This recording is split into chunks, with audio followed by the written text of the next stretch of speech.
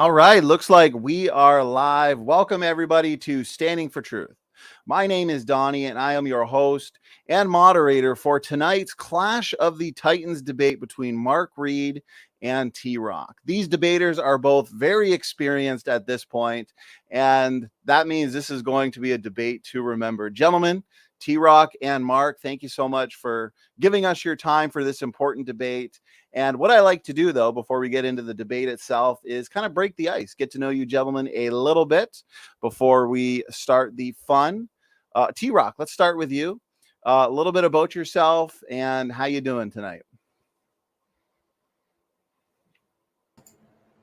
Might have to take yourself off mute, TRock. Oh, TRock, I think you might be on mute. There you go, buddy. No, sorry, I was for whatever reason I keep forgetting. I had the videos opened in YouTube on a different web screen, and I was hearing both audios at the same time. Sorry. No, I've been good. Been very well. I can't complain at all. We've been blessed. I've just I've got kind of two quote unquote careers. I've got a full-time day job, and I've got a side gig that I do during the summer. It's not summer now, so that's slowed way down. I've just been working on some project stuff around the house, spending time with my son, that kind of thing. We've been sick here for the past week straight, though, so I'm kind of on the tail end of it, though, so I feel pretty decent today. Anyway, I'm looking forward to this discussion. I think we got some good evidence to bring forth and some good logical arguments, so just looking forward to it. TRock, I appreciate that introduction. I hope the family gets better quickly, and I appreciate you giving us the time for this debate, even though you're kind of on the tail end of the sickness there. So, for anybody that wants to see more from both debaters, I do have the relevant links in the description box. Mark Reid's channel, specifically TRock, doesn't necessarily have a channel, but I've got some links to a couple of his past debates for you to check out. So with that, Mark, good to have you back as well. Always a pleasure. How have you been? A little bit about yourself, a little bit about your channel. Oh, thank you, Donnie. Really good to be here. Yeah, I've been good. I'm Mark Reid. I actually am a student from Australia. I study computer systems and networking. I generally do this as a side gig, something fun to do. It is getting into summer over here, so it's kind of hot, and I do have a fan on. I hope it's not going to cause any problems, but if you do hear that, it's because it is really hot already, and it's probably going to get a lot hotter during the day, so I do apologize.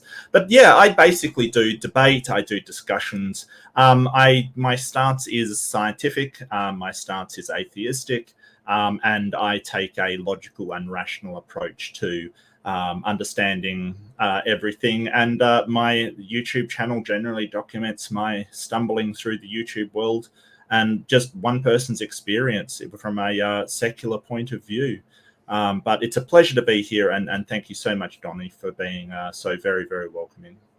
Well, I appreciate that, Mark. And again, to the audience, if you want to see more from the debaters tonight, Mark and TRock, please do check the description box for the relevant links. So what are we specifically debating tonight? It is the Great Age of the Earth debate. But the question that we are specifically engaging for tonight is, does physical evidence demand an ancient Earth? Mark would say yes. TRock would say no. And it's going to be a relatively formal debate. We're going to be starting with 12-minute opening statements, followed by 8 minutes of uninterrupted rebuttals.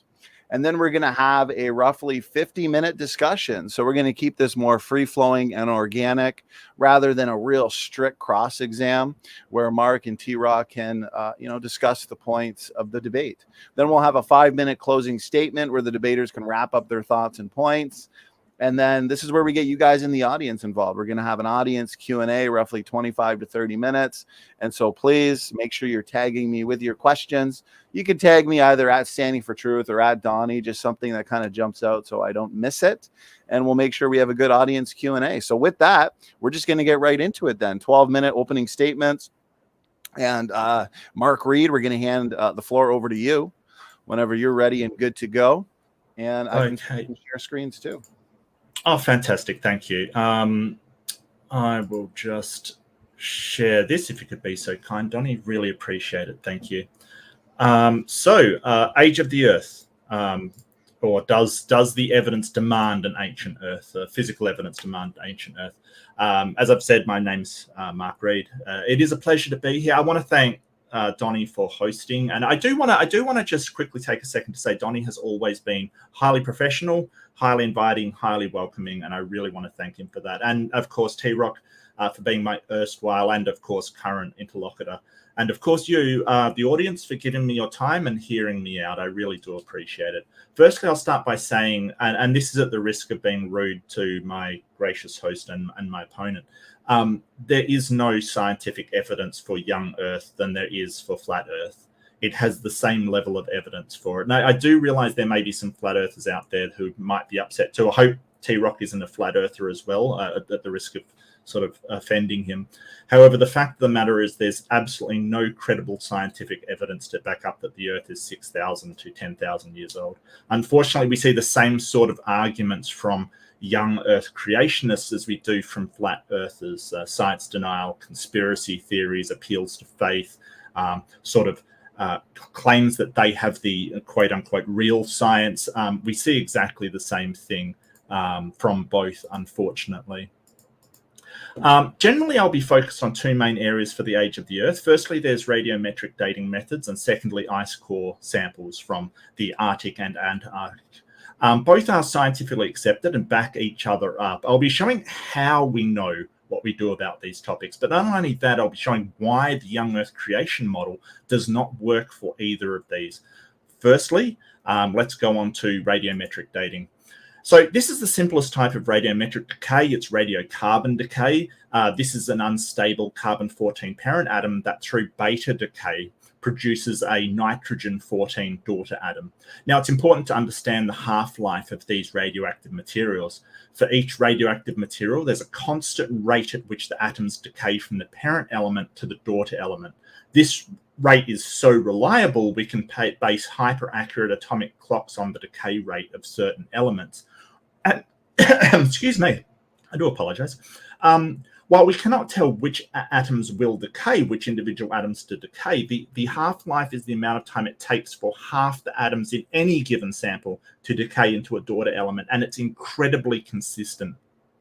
In the case of my example here, this C14, this isn't very long. It's only about 5,730 years or so. After 11,460 years, only a quarter of the carbon will be left, and we can sort of see that here, the two half-lives passed.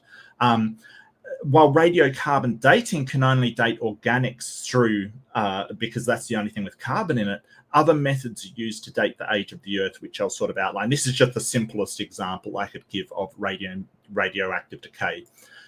So this is a graph of the uranium fission track of decay, which goes through both alpha and beta decay. Alpha decay is when the nucleus ejects an alpha particle consisting of 2 protons and 2 neutrons, which is a helium nucleus. Beta decay can change a proton to a neutron or a neutron to a proton. Now, it's really important to note that all of this decay as it goes through from uranium to thorium to polonium to bismuth and eventually, well, to lead, bismuth, then lead. All of this results in a significant amount of energy output because it's throwing out things like neutrinos. The half-life for uranium-238 alone is about 4.5 billion years. So it's absolutely inconceivable that the Earth is young. There are other forms of nuclear decay, however, and we will focus on these. And we'll focus on the different types of radiometric dating that we have. And we can see radiocarbon on the top, accurate only to about 70,000 years or so. We can see uranium-238 here in the fission track. So it's much more useful when we're talking about the age of Earth to use something like uranium-238. However, the one I really want to focus on are elements with a high half-life, but not so high as uranium-238. And the best one is potassium-argon dating here. This is potassium-40. It has a half-life of 1.25 billion years. Now, the reason why it's so good is because argon is a gas that doesn't naturally combine with other elements. It doesn't ordinarily combine. So what that means is we can be sure that there was no argon in the initial sample. Because even if it's, say, in a liquid with argon, the argon will not diffuse into the rock because it is an inert gas. So any argon found in that rock is going to be a fresh argon that has been locked in there from the decay of potassium.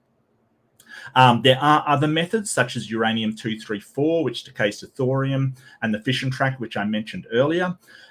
This is a commonly used method to date rocks, as the decay rates of uranium are so well known, and we use multiple methods in order to corroborate one another, in order to make sure we've got the right date. Geologists also use other methods such as electron spin resonance here and thermoluminescence as this one. What they do is they rely on the accumulations of electrons in imperfections or traps in crystal structures of minerals that determine the age of rocks. It's completely different than radioactive decay. However, it absolutely produces comparable ages, even though the method is completely different. The last method of aging the Earth I want to mention is magnetostratigraphy. It relies on the orientation of magnetic metal particles reversing at times in the past when the magnetic polarity of the Earth's magnetic field has reversed. And I'll go into that further when we're looking at ice core samples. So, of course, these measuring methods only tell you when the rock was formed. They don't necessarily tell you the age of the Earth. So how do we tell? To find this out, we have to look at visitors to this planet. This is a rundown of radiometric dating tests we've done on various meteorites using the various different techniques. Now, the reason why we use meteorites is because they have not been subjected to any tectonic forces nor erosion by the atmosphere. So we know that they were formed with the rest of the solar system, including the Earth. Keep in mind, all these techniques use different radioactive elements, yet they all produce roughly the same age. And something like a 5 to 10% error margin is significant when you're talking about something that's 100 years old. But when you're talking about billions of years, that error margin isn't that significant. Add to this, samples from the moon have been tested that show the same age, as the moon doesn't have any tectonic activity or atmosphere either. What that shows is that meteorites, the moon, and the oldest rocks on Earth all formed at roughly the same time, giving us the age of the Earth when the solar system formed. It is important to note that these various analytical methods are used and they all support one another. None of these methods support a young Earth at all in any way. Multiple methods are used on the same samples and they produce consistent results. And that's something that young Earth creationists cannot seem to explain. Now, you could possibly argue the half-life of these elements was shorter in the past, but that creates a massive problem. The problem is that if radioactive decay rates in the past was faster and therefore the rocks were younger than what it seems to be, a lot more radiation from that radioactive decay has to happen in a much shorter time. Most of the heat from radioactive decay is produced by uranium-238, uranium-235, thorium-232, and our good friend potassium-40 that I was talking about with potassium-argon dating before. This opens up a massive problem known as the decay heat problem. So if we take the half-life of these elements and reduce it to an average across all of the elements, say we average it out as a 500-year half-life instead of the millions or billions of years like in the case of uranium or potassium, it soon becomes evident that the heat buildup from radioactive decay, as well as the heat from the Earth's core, would cook the Earth completely. The above calculations is based upon an average half-life of 500 years for all radioactive materials, and the time frame is 6,000 years. So if we go back 6,000 years, the average surface temperature is about 65,000 degrees Celsius. And given basalt melts at about 1,200 Celsius, you're looking at a molten Earth 6,000 years ago. At the time of the Noah's flood, it would have been around 40,000 degrees Celsius per kilometer. And 2,000 years ago, Jesus could apparently stand temperatures of 400 degrees Celsius.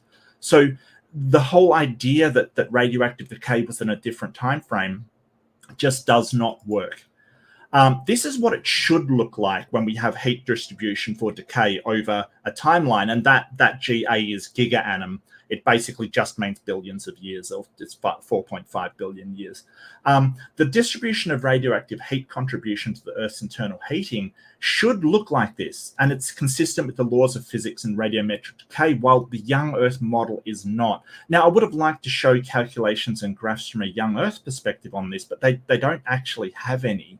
I did find notation from the Reid project, which is the radioactivity age of the Earth. It's a creationist group, and they essentially appealed to some unknown yet undiscovered or some mechanism that we just unaware of to solve the problem, and acknowledged it was a problem for the young Earth creationist model.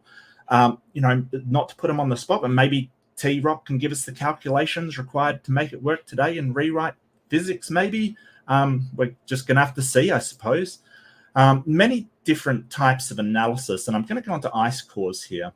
Many analysis is done on ice cores, including visual layer counting, tests for electrical conductivity and physical properties, and analysis for inclusion of gases, particularly radionucleotides, and various molecular species. Simplest approach, count the ice layers. Other approaches can be used, like modeling ice accumulation and flow, or correlation nucleotides, or trace atmospheric gas with other timescales, such as periodicities and the Earth's orbital parameters. And that's Milankovitch cycles. I will talk about that later. In cases where volcanic tephra is interspersed with ice, it can be used for argon-argon dating, and it can be used to provide fixed points for dating the ice. This is an ice core taken from an ice sheet on the west side of Antarctica. Note the dark banding that occurs in one of the layers of this sample. This is a layer of ash that settled on the ice sheet, and we can tell due to the annual thawing in summer and refreezing that the ashfall happened 21,000 years ago. Markers like this allow us to track where different samples match up, and we can track these and match the samples up, establishing where they fall within the year, or the timeline, I should say. We can also synchronize Arctic and Antarctic ice cores via events like the Les Champ event, which is a geomagnetic reversal, a reversal of the Earth's magnetic poles, which happened about 40,000 years ago. This can be identified in the ice core samples. The ice core samples are broken up like this into manageable sections, but the longest of which are 3 kilometers long and go back about 800,000 years. Now, they're kept in very organized storage because we don't want to lose track of which sequence they fall in as we track backwards in time. Now, this is a sample from the GISP2, which reached bedrock at about 3,053 meters, or 3 kilometers. But the ice core sample itself was 2.8 kilometers in length, and that was done in Greenland. And that's the Greenland Ice Sheet Project. The lower section of the ice is dated at 110,000 years before present, and this sample is illuminated by a fiber optic source, so it doesn't look like this, it's just been illuminated. We can tell by the banding that occurs that the ice within the light sections indicated the summer layers, while the ice melt has occurred, and the dark sections are the winter layers where no ice melt has occurred. And in this way, we can sort of trace back.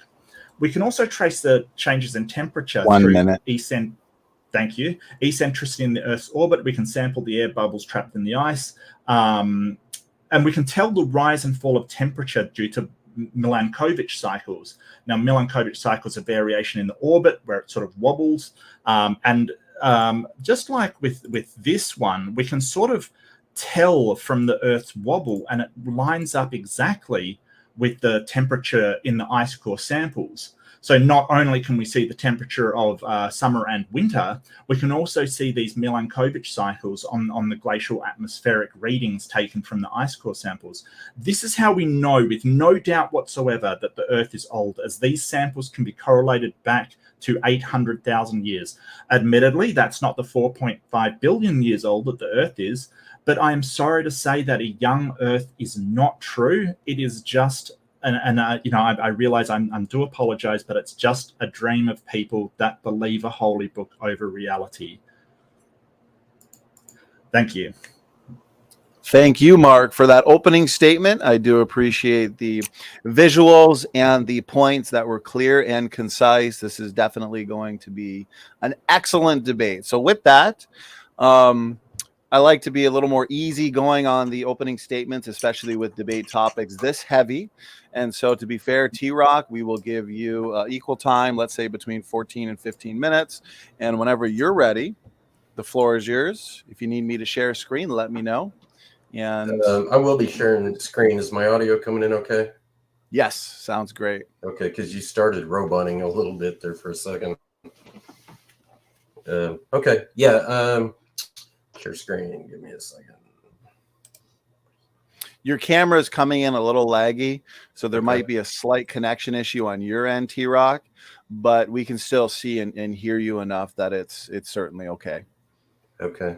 That may get me into trouble, though, on presentation, because I have a tendency to add slides before people can see them.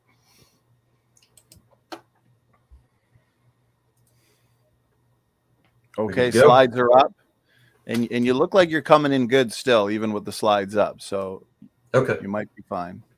Good deal. Okay, does physical evidence demand an ancient Earth? To say yes implies that no evidence exists that could be construed to mean the Earth is young, as in my version of young, 10,000 years or less. Side note, real quick, my personal position is the Earth is about 6,000 years, plus or minus 200.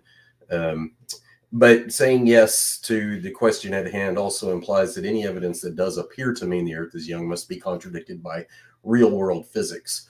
Okay, so there are types of data that can be construed as, scientific information, and those are measured, i.e. what you can directly measure. There is observed characteristics, and then there is inferred or calculated data. So what can be measured? Things like weight, length, width, height, density, temperature, hardness, ductility. Those things can be directly measured. What is observed? Things like color, location, relative size, relative direction. Those are the types of things you observe without, quote unquote, measuring them. You simply observe and describe them. And then what is inferred or calculated? Specific unseen events of the past, age, specific quantified amount of time passed, processes that can't be replicated or observed, and averages. And I've got a little side note in here that I think is kind of important. Rates applied to deep time are actually averages of sorts. And I'll explain more on that later if need be. What evidences appear to support an ancient Earth? This was brought up by Mark during his presentation. Radiometric dating. There is lead, rubidium, strontium, uranium, lead, neodymium, samarium, potassium, argon, those types of radiometric dating. Ice cores, as he's mentioned, things he did not get into too much. VARVs, he did mention fission track dating, and then of course geological time, actual geological formation processes that supposedly cover deep time. What evidences appear to support a young Earth? It's a long list, to be honest with you. There's a low racemization of amino acids in fossils, which I've got numbers. By the way, those numbers you see to the right of the screen in column 2, those are they're basically, by and large, mostly my numbers, not necessarily creation science community's numbers. In some cases they are, but I'll defend any of them on my own grounds. Okay, other evidences to support a young Earth: rapid magnetic reversals, Australia's burning mountain of coal, planetary magnetic fields, Earth's magnetic field, human population, animal population, helium abundance in zircons, Y chromosome mutation rates. That's a pretty long list. I'm not going to read every single thing in here. I'll probably zero in real quick on the ones that I think make some of the best arguments. This one right here, Earth's magnetic field, is one of the strongest, most difficult arguments to get around. Abundance of C14 in the world, no matter where you go and no matter what the source is. Another favorite of mine, I think, is down here towards the bottom. Lunar recession is a major problem for standard physics in an old Earth model. There are many, many others, though. Ocean salinity, faint young sun paradox, methane on Titan, subducted slab temperatures, rate of heat loss from the Earth, fulgurites, erosion rates are another big favorite of mine. I've got them listed twice, once for horizontal, once for vertical. One pertains to, say, mountain deconstruction, and the other one pertains to coastal erosion kind of things. So in that, I'm gonna follow some of the path that Mark followed on the Age of the Earth. This is what you're seeing here. There's a book called The Age of the Earth by a man named G. Brent Dalrymple. He's an old age advocate, presumably, Big Bang and the whole secular view on origins. And so he basically, the short story behind this book is that he was caught up in, he was invited to be a witness in some legal cases in some trials pertaining to teaching of evolution or teaching of creation in a public school environment. And what he noted was that there were not any books in existence that really explained the age of the Earth in the secular sense, in solid scientific terms that a layman could understand. So he wrote this book, and he comes highly recommended by a lot of people. This particular screen, what I'm showing you here, is the review on this particular website, sup.org books. And they basically give him props and say this is a definitive, masterly history and synthesis of all that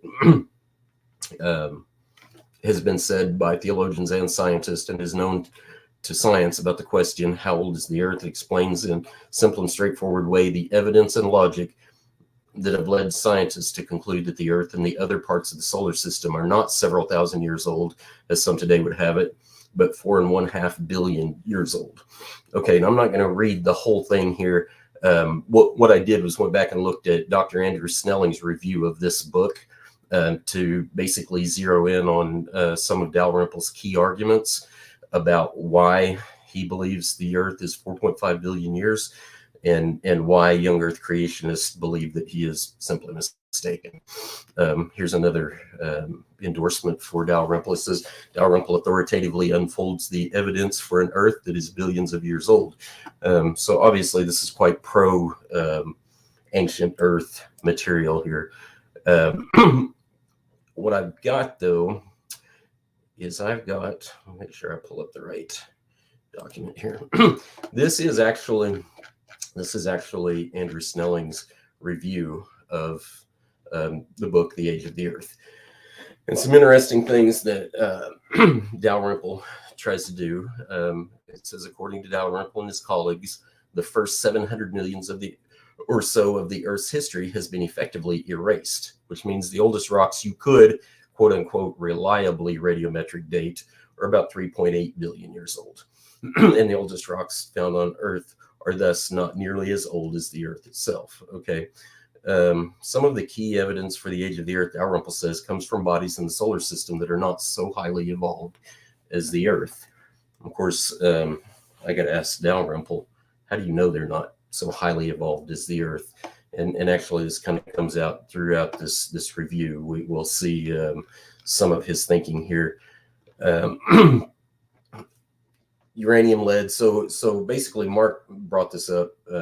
Dalrymple, his review basically points to these meteorites and or lunar rocks.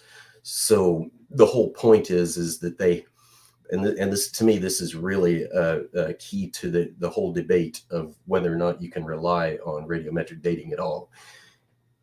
He had to have some sort of geological context that he already believed to be true in order to justify using them as his basis for radiometric dating of the rocks, and by extension the Earth and the solar system.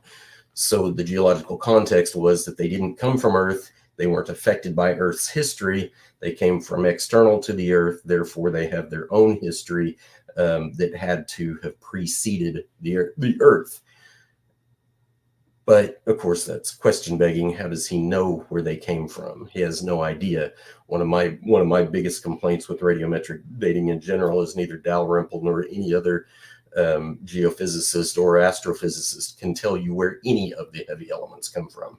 Not one single one of them. So what Dalrymple is doing here is he is using this uranium lead or lead, but he says uranium lead Discordia data from zircons and whole rock, rubidium, strontium, lutetium, hafnium, and lead data, all from the Amitsoq gneiss, all consistently give a presumed emplacement age of 3.7 billion years or more, and a probable age of initial metamorphism of about 3.6 to 3.65 billion years. But individual krypton-argon and argon-argon ages on minerals, biotite, hornblende, and muscovite within the same Amitsoq gneiss are inconsistent, ranging from 1.67 billion years to 4.85 billion years older than the Earth itself.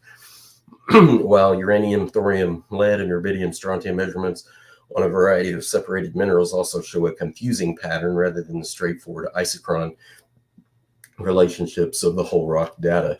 In other words, this idea of concordant dates or cross-confirming methods and samples, it's not nearly as concrete as what we're often led to believe. Absolutely critical is what constitutes primordial lead. See this little deal I got right here, piece de resistance.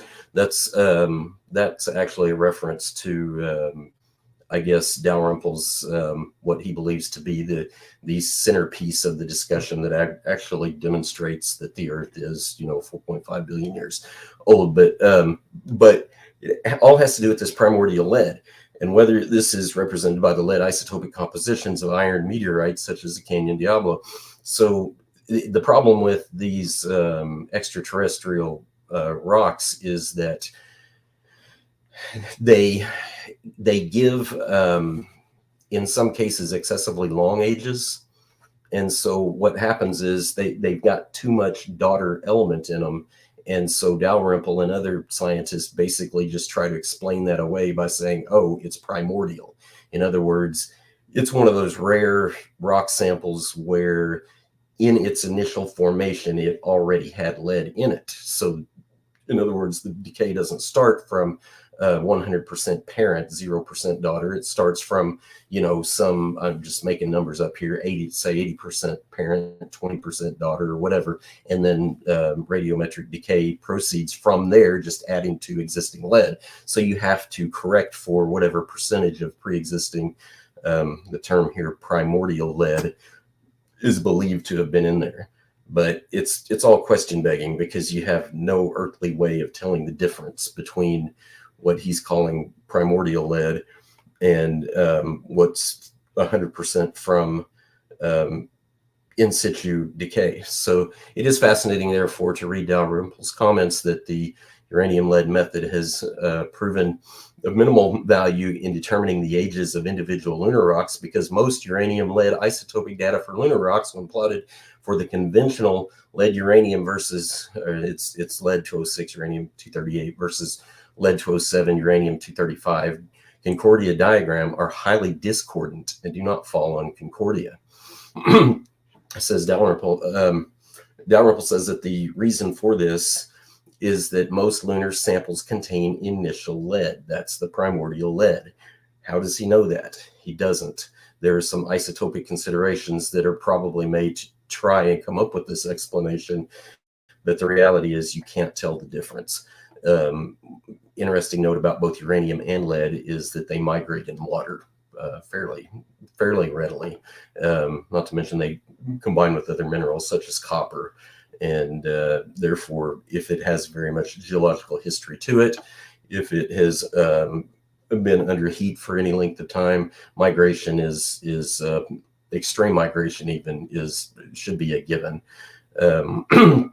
And the ultimate method, as far as the topic of this book is concerned, is the lead-lead isochron method, which he says is the basis for what is thought to be the most precise value for the age of the meteorites and the Earth. And I've done a complete series on specifically isochron dating, and isochron dating is not what these guys make it out to be.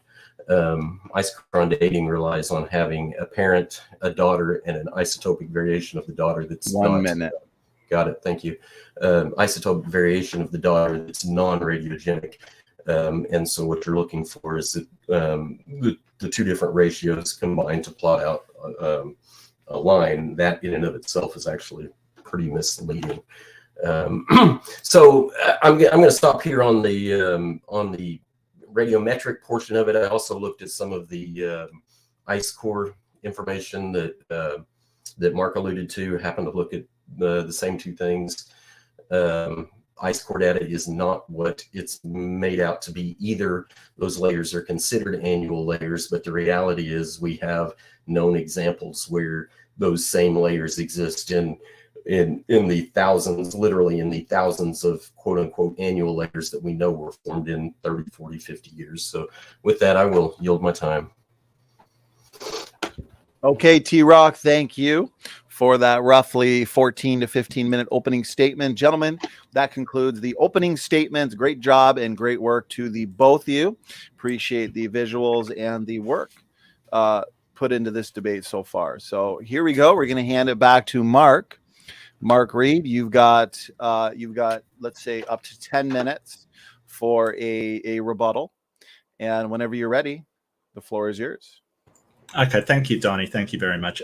So all of this evidence, and TRock did skim through a lot, so I'll try and cover whatever I can. But there's too much to go through just all in 10 minutes. So all of these are young Earth sort of arguments and talking points, and I get that, but none of them have actually been scientifically accepted. None of them have any real scientific backing. They're more just justifications of a prior position, which is that the Earth is young because it's based upon a faith statement.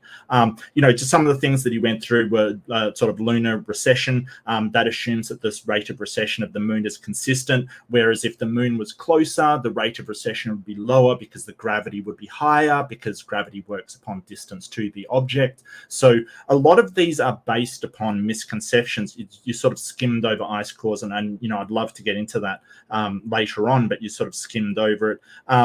Dalrymple and the Age of the Earth, he sort of said there's no books to explain this, and he's kind of right.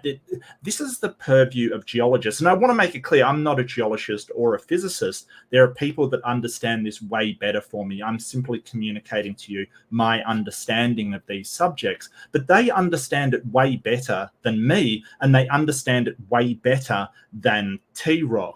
And the scientific consensus is that the Earth is 4.5 billion years old, and that is something that people like Snelling are in extreme opposition to, and really they're not really taken with any kind of seriousness in their field.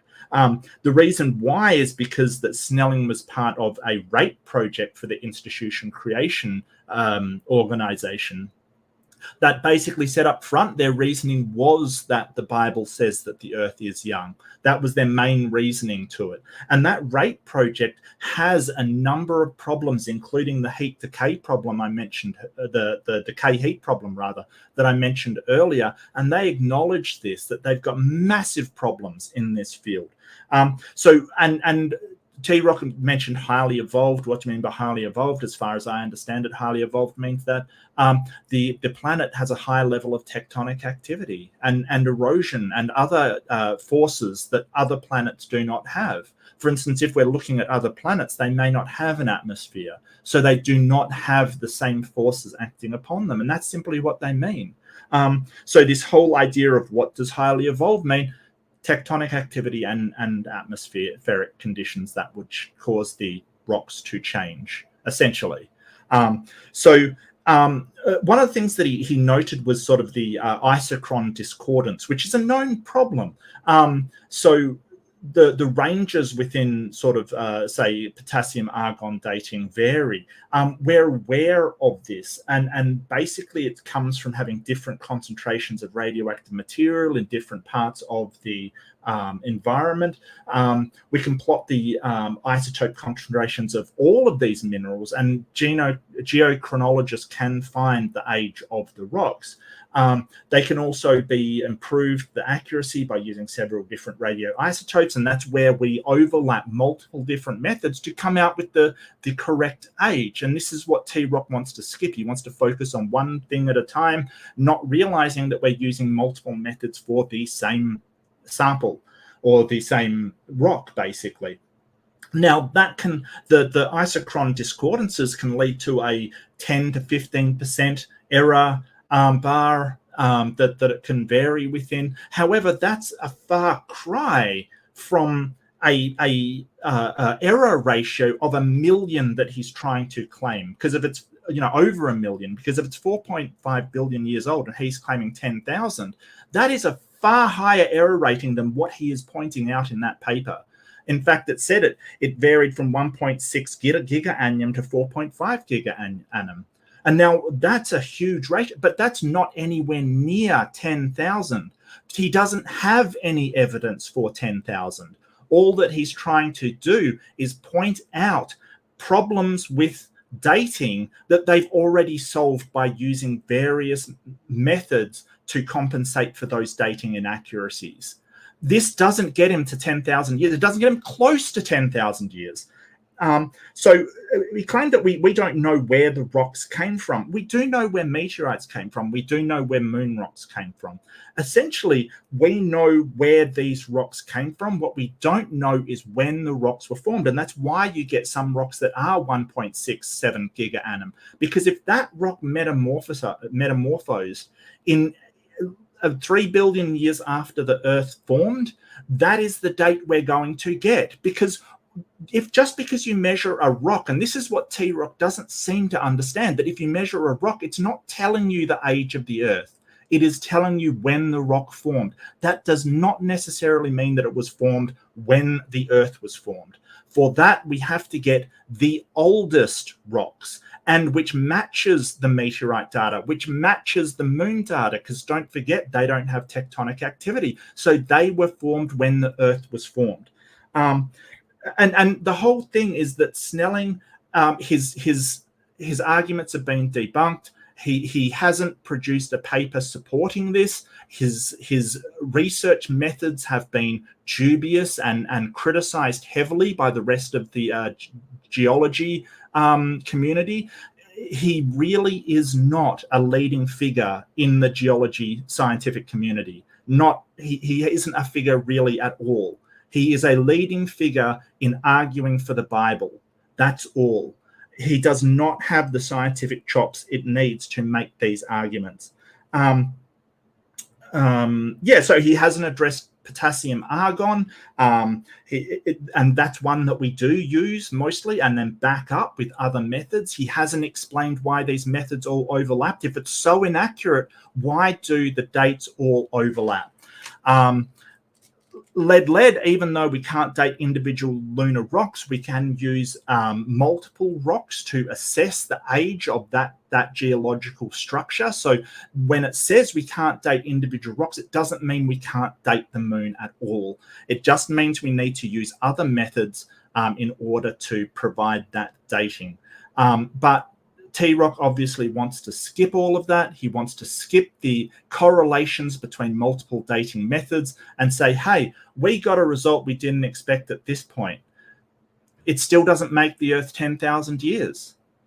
Nothing that he said in his opening demonstrated any physical evidence that the Earth is 10,000 years old. And I just want to point out that evidence, you can always find evidence, because basically he said, what we want is good evidence and physical evidence. Evidence can be stories, and evidence can be anecdotes. We want solid, scientifically verified physical evidence in order to back up your claims, which TRock has not provided. Thank you. Okay, Mark, thank you so much for that rebuttal. And now we're going to hand it to TRock. TRock, whenever you're ready, you have an uninterrupted rebuttal as well. And again, let's say up to 10 minutes. So TRock, whenever you're ready. Is my audio still coming in good? Yes. Yep. Okay, good deal. I am going to share again. Okay, I'll start the timer when you've got the screen up and shared. I don't see it in the corner just yet. As you get that going, TRock, I will remind the audience that I am taking questions. I'm all up to date on the questions currently. So just make sure to keep it on topic as much as possible.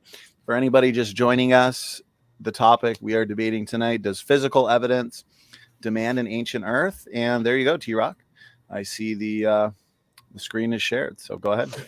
Okay, so I mentioned before, I've done a complete presentation specifically on isochron dating and why it just does not work. It is not a dating method at all. And so Mark made the comment that we understand that there are some discordant data that we've addressed, and then he talked about some of the error bars, how they can move up and down and that sort of thing. But none of that actually describes the problem with isochron. This describes the problem with isochron. There is a laundry list of words that tell us specifically that isochrons do not yield dates. There are, and these are in the open literature, in the scientific literature, there's pseudo-isochron, apparent isochron, false isochron, mantle isochron, secondary isochron, mixing line or mixing isochron.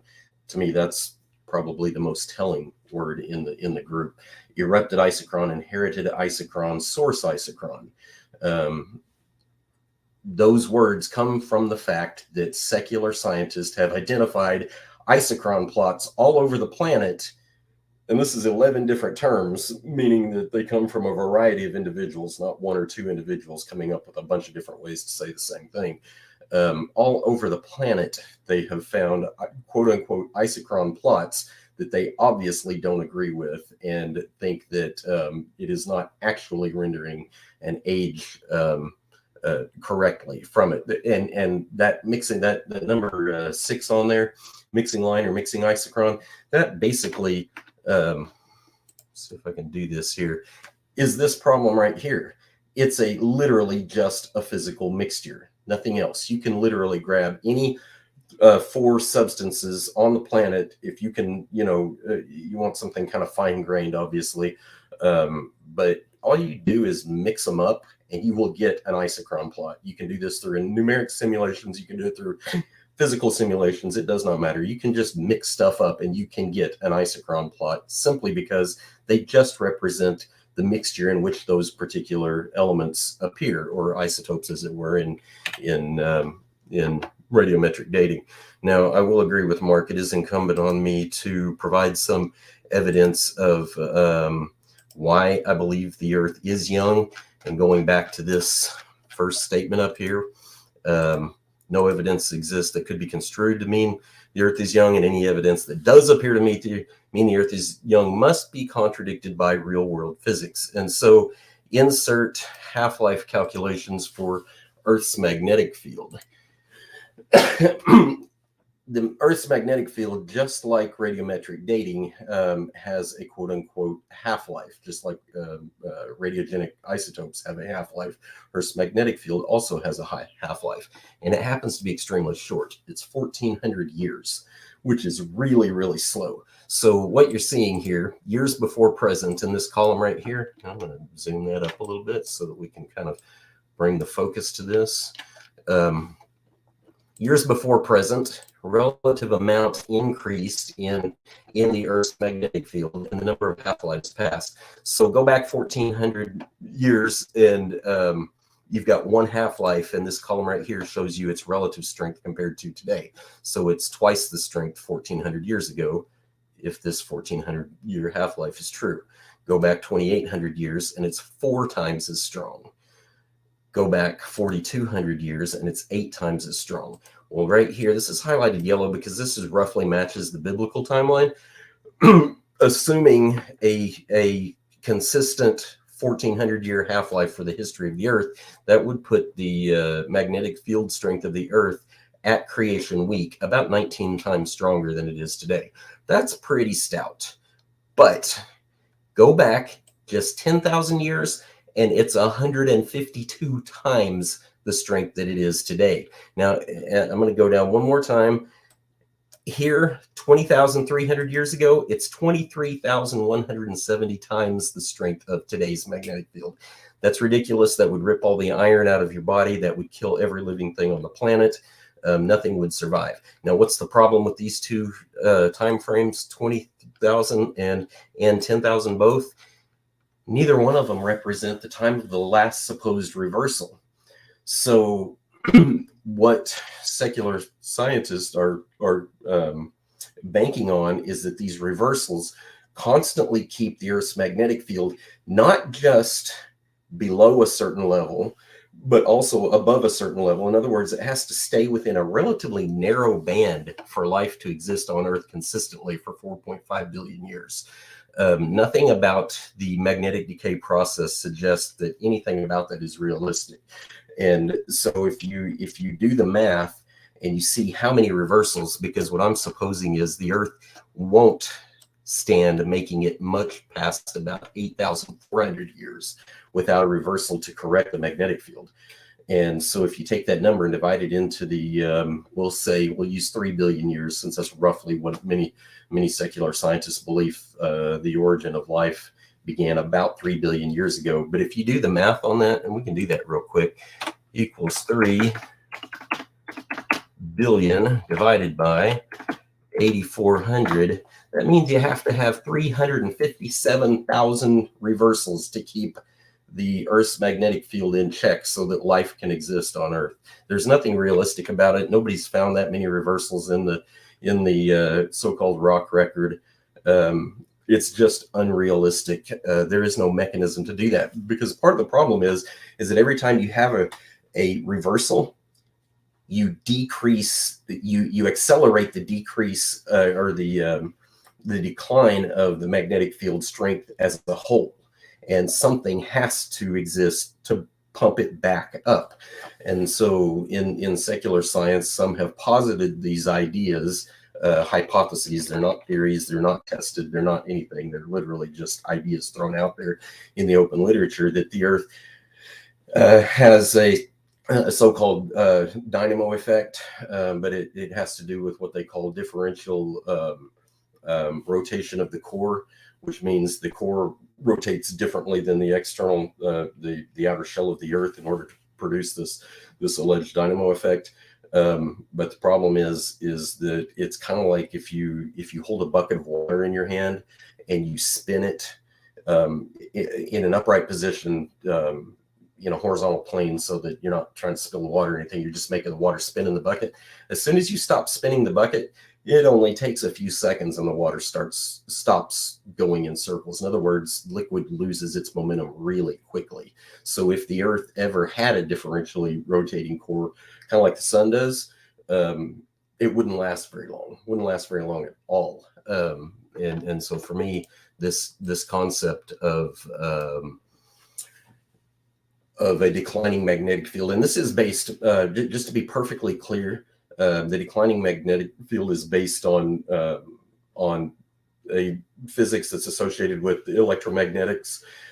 So things like circuits are use the same basic concept. There's a half-life formula that looks in somewhat similar to how you do half-life formulas for 2 minutes radioactive elements.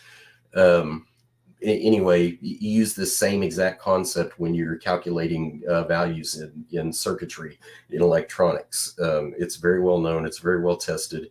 It's well understood. There's nothing hokey about it. We're not applying some different kind of physics. It's exactly what you expect the Earth's core to do. As massive as it is, it still has a known decay rate for its magnetic field, and it's been measured for about, I believe, about 200 years now. And it's been shown consistently to have a steadily declining magnetic field. So there's no way in the world you can get the Earth older than 10,000 years, much less 4.5 billion years. And I'll yield my time right there. Okay.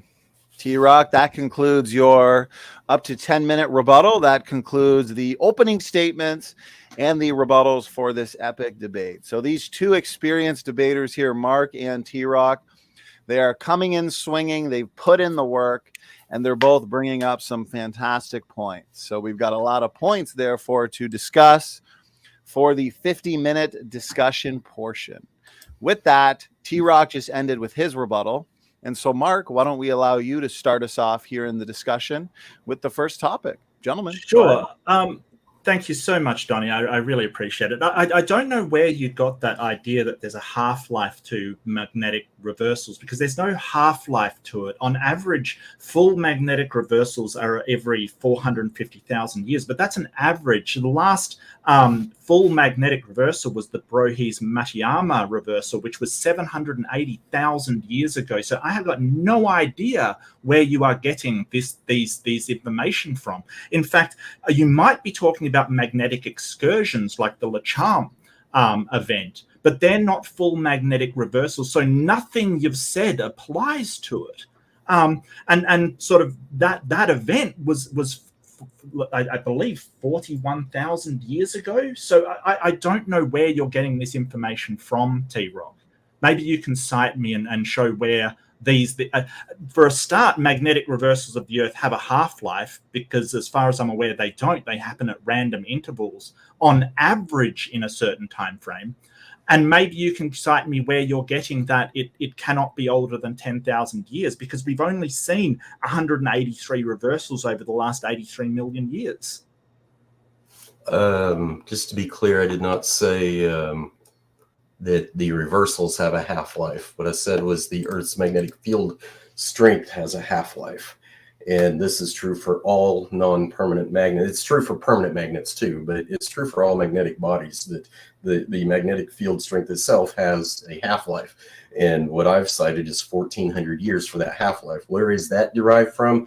It's derived, I alluded to it, it's derived from standard physics. So there is actually a decay formula, like I said, it's very akin to what you would use for radiometric decay, where it looks something like e to the negative kt, where k is a decay constant, t is time, and so it's based on the natural number e. That's why it's an exponential decay. But it's actually calculated. That 1,400 years is calculated from the known measurements over what I alluded to the past couple centuries, where people have consistently measured the Earth's magnetic field strength, and they've noted the decline at something to the effect of about 5% per 100 years. But you can plot it, of course, like I said, because they've been doing it consistently for a couple hundred years. It takes 100 years to recognize that full 5% in its entirety, but you can see the decay over time and just mathematically convert it to a 1,400-year half-life. So reversals in the apparent reversals that you're citing at 700,000 years or whatever number you put out there, you're question begging. How do you know how many years went by since that reversal? Yeah, so as I said earlier, we can count through to the ice core samples, where we can see them laid down, and we can mark certain events in them to line up with other samples. So there's a lot of data on that. Now, for an ordinary magnetic field, you may be right, but Earth doesn't have just a magnetic field. It has a solid iron core surrounded by a liquid layer, which creates sort of a dynamo effect, which doesn't mean that you can apply a half-life to it. That isn't what happens. The magnetic strength of the field varies, but it isn't a linear progression downwards. I'm really sorry, TRock, but you're going to have to provide some scientific data on that, because to me, that's just an empty claim saying, hey, I'm going to treat the Earth like, your standard fridge magnet and say that the magnetic field will decay. And this is the half-life for it of what I've calculated. I'm really sorry, mate, but the Earth is not a fridge magnet. It has a core that is rotating, that is creating a magnetic force. It is a different thing than what you are thinking of. So as far as I'm concerned, that is just a hollow claim. And we can see the reversals, multiple ones in rocks. Like we can see where the 183 reversals have occurred. So it's not like we don't know this has happened. We can see these reversals occur and the strength of them, how long they lasted. We can see all of this backed up by peer-reviewed science, backed up by radiometric dating, backed up by ice core samples, and backed up by other like stratigraphy and things like that. So you use some terminology there that shows that either you don't really understand the argument, or I'm not sure if you're I seriously doubt you're trying to misrepresent my argument, but I'm not sure you totally understand what I've been saying. You said the magnetic field decline is not a linear downward progression. I said the exact opposite. It's not linear. It's exponential. The formula is literally, like I've said twice now, it's literally akin to what you use for radiometric dating. That's exponential, not linear. And that is a big part of the problem. That means the further you go back in time, the faster the acceleration was, or would be in a doubling or a half-life scenario. But not a fridge magnet, agreed, but it's kind of worse than a fridge magnet would be. A fridge magnet would be much more stable. The dynamo idea sounds good on paper. It's much more of a theory than it is, or much more of a hypothesis or an idea thrown around in the literature than it is a testable theory. The problem with the dynamo idea is that, like I've already said, that actually would accelerate the rate of decay of the Earth's magnetic field. It would not stabilize it in any way.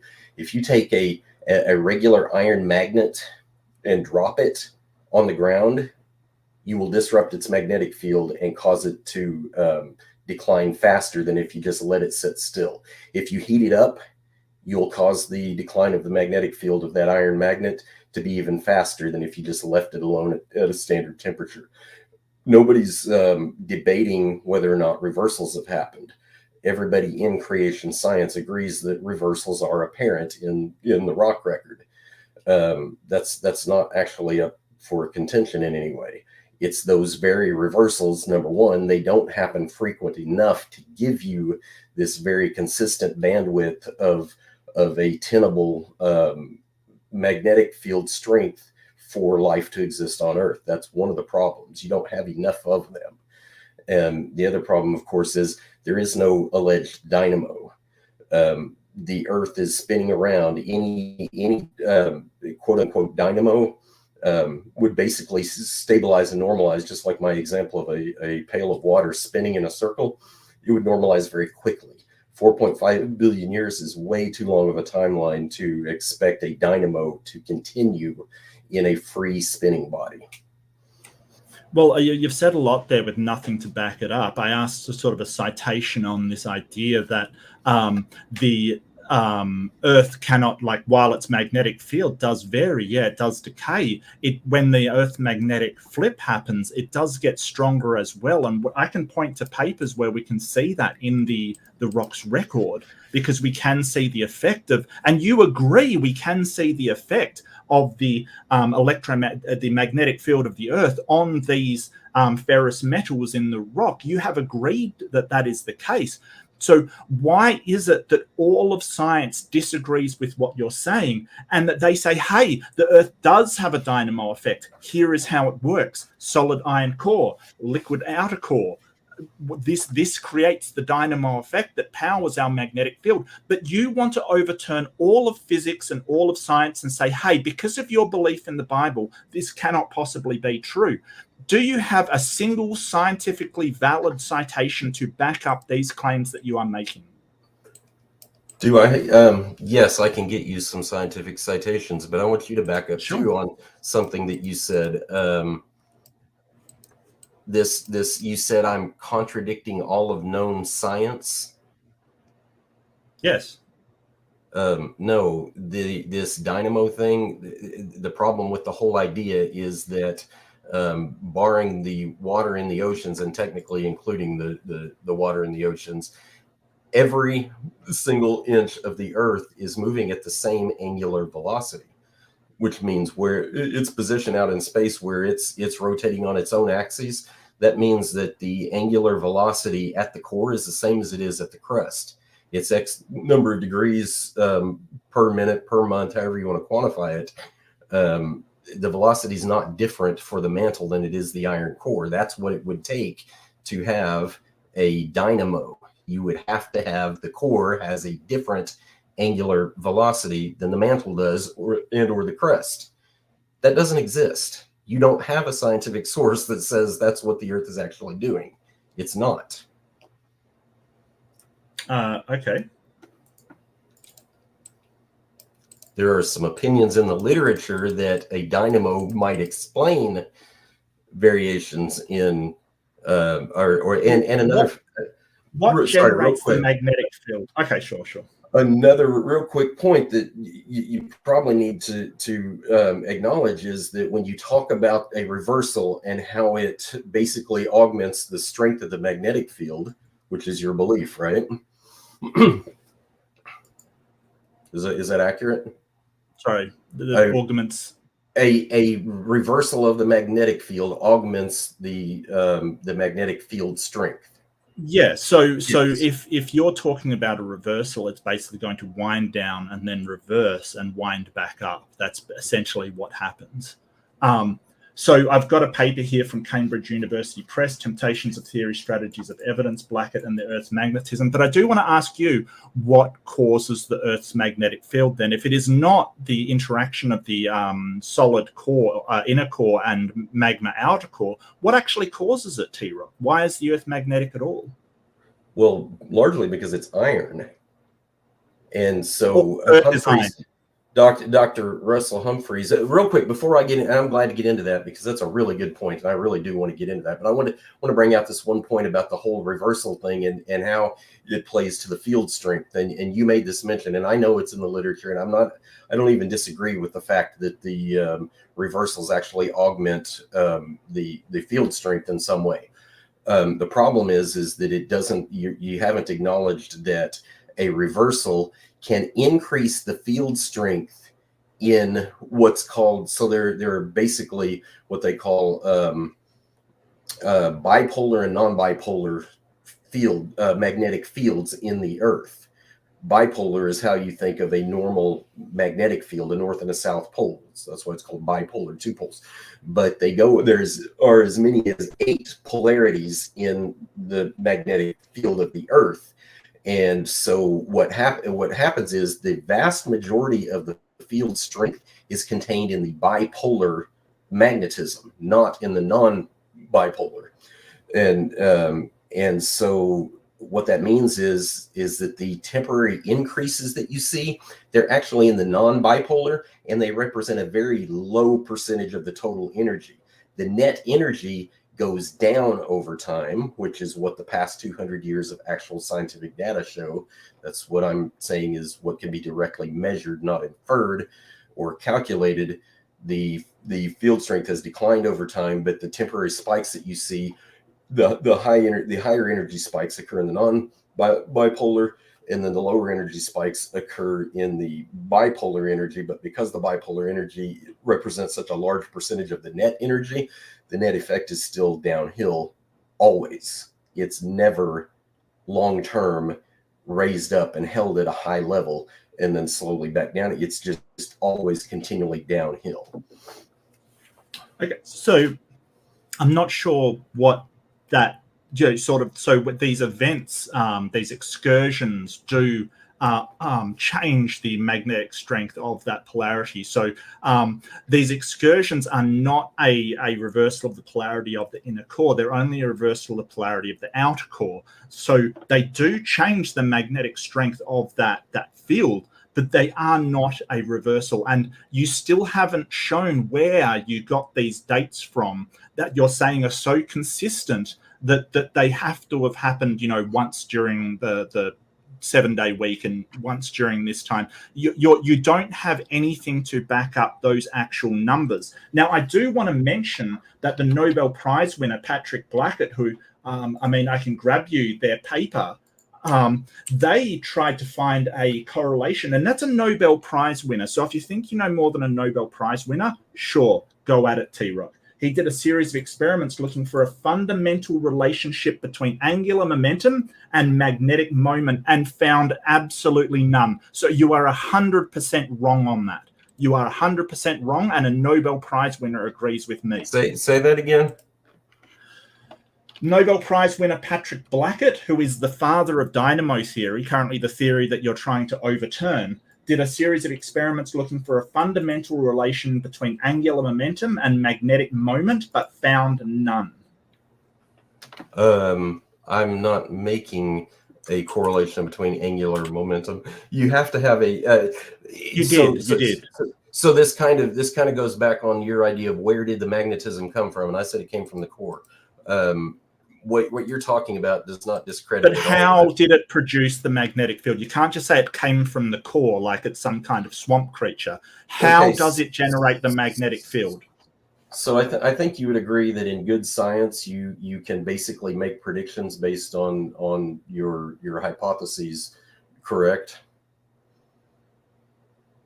Possibly, yeah. It depends what they are. I think a good hypothesis would exclude, you'd have to have robust evidence. You would have to have reliable hypothesis, like something that is only indicative of the one thing that you've proposed. Because if I make a hypothesis like I will get a pizza and then I order a pizza, that's not very scientific, is it? You have to have something that shows that the only way to explain it is your hypothesis. So it has to be unique. So it has to be unique. Okay. So my real point, it was meant to be simple. Good science. But this doesn't answer. I'm getting how it works, how the iron core I'm produces a magnetic field, which you don't seem to want to answer. I'm getting there. I'm establishing the fact that good science makes predictions, makes testable predictions, right? So we've talked about this extensively in the past. Dr. Russell Humphreys basically surmised that the origin of the magnetic field in the earth, per the biblical account of its history, is that the earth was formed from a body of water. And so what Humphreys surmised was that the initial body of water was pure. It was basically pure water with all of the molecules aligned in one specific direction, which gives a net zero magnetism, because water, as it turns out, water actually has a very weak magnetic field. And so what Humphreys imagined was that it was net zero because all of the molecules were perfectly aligned, and then in an instant they were de-aligned, which induced the magnetism into the body that is now the Earth. And he basically surmised the exact same process for all of the planetary bodies. And so what he did was he said, okay, if that's true, then it's a function, the actual field strength of the Earth's magnetism is based on the volume of the planet. And so he basically wrote the physics formulas, the standard physics formulas for it, and then said, okay, let's go take a look at Uranus, for example. We know the volume, we know the size, we know the volume of Uranus, or Uranus, as most people call it. We know what its volume is. Therefore, we can use this same set of field equations and calculate what the field strength of Uranus was at creation week. Then you can take this same half-life concept and calculate forward what it should be today. When Humphreys did that, he actually put a number on paper what the magnetic field strength of Uranus should be. Well, guess what? So did the secular scientists in their own view of a 4.5 billion year Earth and roughly 6 billion year solar system, whatever the number is for Uranus. They did the same thing. Obviously, it's quite obvious that they would come up with two completely different numbers. Well, Humphreys did this before they did a satellite flyby of Uranus. And when they actually did the flyby of Uranus and measured the field strength, guess what? Humphreys was almost spot on. He was off by an order of about 3. And I mean, literally just a factor of 3, whereas the secular scientific paradigm was off by several orders of magnitude. So where did the Earth's magnetic field come from? Humphreys described it very well. It came from water. So now you're sort of saying that the magnetic field is generated by water, created magically at the creation week. For some reason, where is this water? Why don't we drill down and find? This is the most ludicrous thing I have heard. All of this is simply based upon your belief in the Bible and these people's beliefs in the Bible. There is absolutely zero credible evidence for this, and just that some guy made some predictions that weren't actually that accurate, but suddenly you want to say, hey, that's proof. Water is not does not produce a magnetic field. I'm sorry, TRock. That is not what is happening.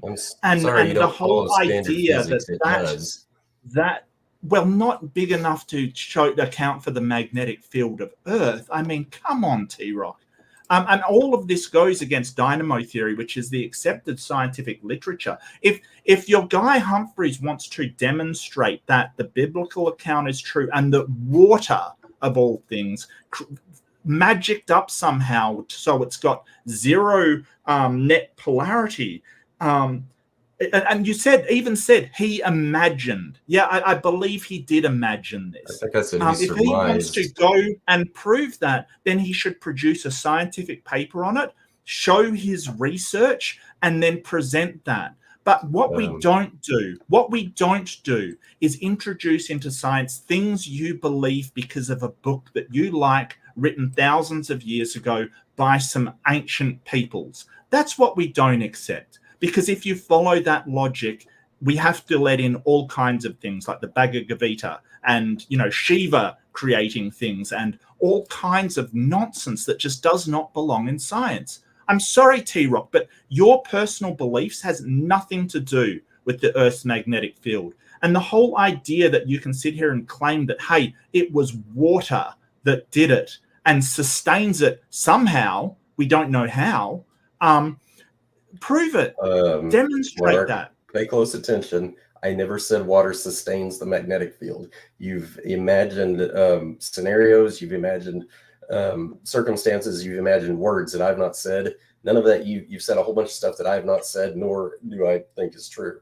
Humphreys not only did it for Uranus, he did it for 3 or 4 extraterrestrial, inside our solar system, planetary bodies, including the sun. And also surmised that, and I use the word surmise, not imagined, but he has actually written scientific papers on this. They're out there available to read. These are not based on, just bizarre, how you basically conflating this extremely well written scientific endeavor using standard physics formulas with basically somebody's random religious beliefs. They're two different things. He used standard physics. And again, not just Uranus. He used the same method on the Earth, Saturn, I believe Jupiter as well, and the sun. It's not random. It's not religious hullabaloo. It's standard physics, calculating. And what I said was the original field was induced by water. It can sustain itself by reason of the fact that it's an iron core. It doesn't need water to maintain its magnetic field anymore. It had to start somewhere. Yeah, and the problem with Humphreys' sort of measurements is that his dipole creation is entirely a free parameter. The Humphreys table shows that. Excuse me, I'm talking. Excuse me, TRock. I'm very polite to you. I'm talking right now. It shows that the dipole for Jupiter is 1.6 times 10 to the 27, Saturn 4.3 times 10 to the 25, and for Earth. From those values alone, there's no reference to any theory. You can see that the dipole values for Uranus and Neptune must be larger than Earth's and smaller than Saturn's. So anything in the 10 to the 23 to 10 to the 24 range can just be an obvious guess. And you'll say, hey, it's close enough that he is correct. All Humphreys has to do is come up with the dipole of creation about the same as Saturn's now. And the result, because the size of the planetary bodies, it's going to be very nearly right. So we do know the dipole values, which is Uranus 3.7 times 10 to the 24 and Neptune 2.1 times 10 to the 24, to agree with Humphreys' order of magnitude. But to hail this as a confirmation of the theory isn't very accurate. He's basically made an educated guess and said, hey, it's close enough. And then the creationist people have said, hey, he's made a testable prediction. No, he hasn't. The fact that his theory depends on the magical creation of water, because this water was created by a god, correct? Are you done? I am. Yeah, that's why I asked you a question. You've completely conflated the fact that secular science tried to make a similar prediction. This was pre flyby of Uranus back in the 90s, pre flyby. Everybody got to make their calculations before they made the trip. That means that it's not a guess when you get 4 planets in a row correctly and the opposing paradigm is off by 6 or 8 orders of magnitude. That's not a guess anymore. That's a prediction based on a specific amount of passage of time. And so it was highly accurate. It wasn't highly accurate. It wasn't. It was within 10 to the 23 to 10 to the 24. You could guess anywhere in there, and his wasn't that accurate. It just wasn't. I'm really sorry. Humphreys also did not believe that the Earth's magnetic field reversed. He absolutely fought against that for a long time until he finally accepted it.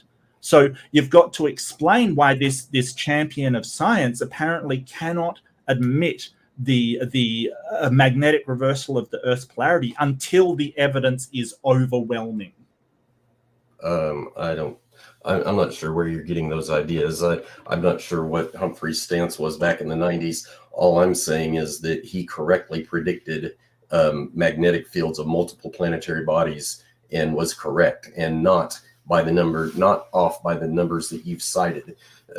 It's the secular paradigm that was off by such huge orders of magnitude. Humphreys was off by a factor of 3. That's it, 3. That's incredibly close under the circumstances, considering that nobody had been out there yet to measure what the field strength was. Yeah, so that's because he leaves a polarity open so it can be reinterpreted to be close enough to what he deems. And it's not even that close if his theory was correct. And plus, if you want to say that that is what caused the polarity of the Earth, you've got to demonstrate how this water came to be under there, how the water generated this. You can't just say, look, God just threw this water down there, stop the polarity. You've got to demonstrate that that actually happened. And that's something that you haven't done. And he hasn't done. It's just asserted that to be the case, basically made some vague predictions about planetary bodies, and then said, hey, call it a day. That's my theory proven. No, you've got to actually publish these results, have people who work in physics check it, because you're not a physicist, neither am I, and have them verify that this is actually a correct and very accurate prediction, which, from what I'm seeing on the writings of this physicist, it absolutely is not. The algorithms and the calculations that Humphreys is using is intended to give a vague amount where he can throw up his hand and say, hey, it's good enough. And you have already admitted it was not exact. It wasn't exact. It was it was 6 to 8 orders of magnitude more exact than the secular version of the same prediction.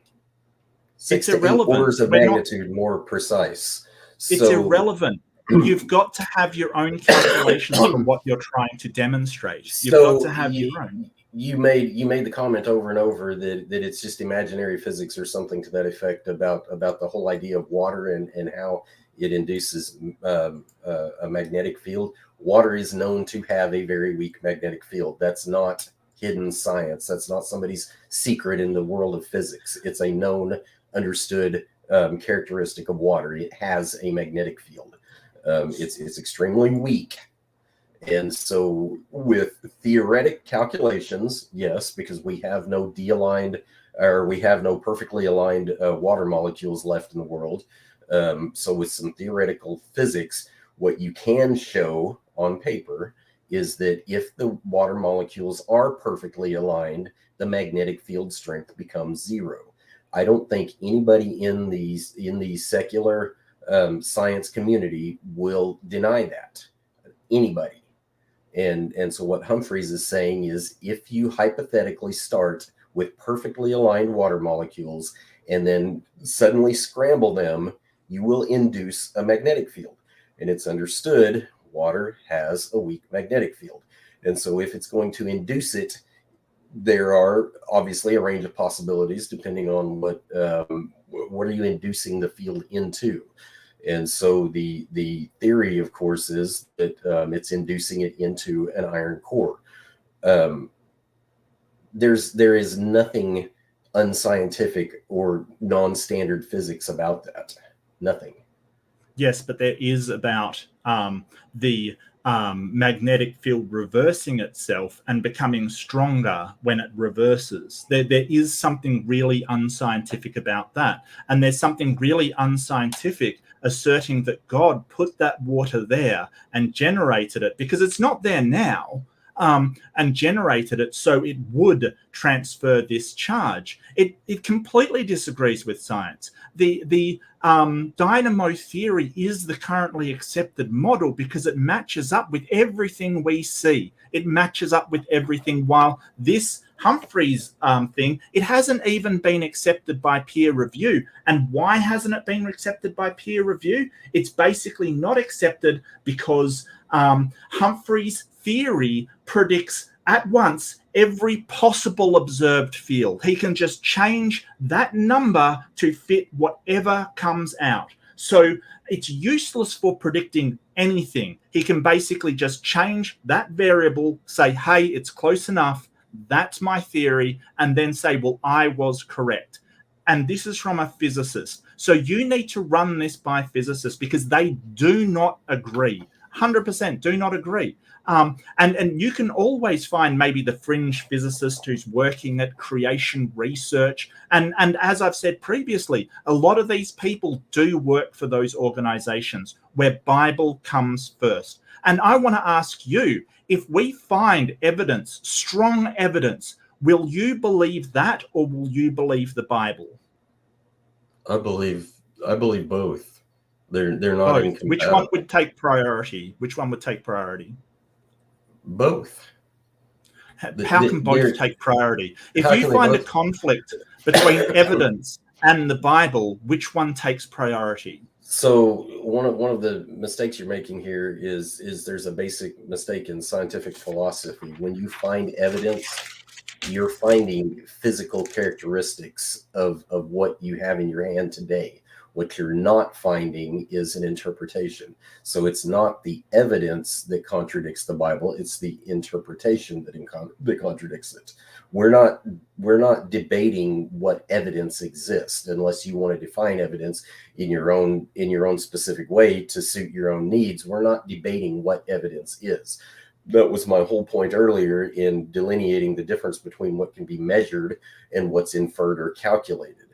Well, maybe I should be more specific. Scientific evidence. If you find overwhelming scientific evidence and it contradicts with the Bible, which one takes priority? Because you can't prioritize both of them, because then you're basically... I take, to be perfectly clear, I take the eyewitness account over everything.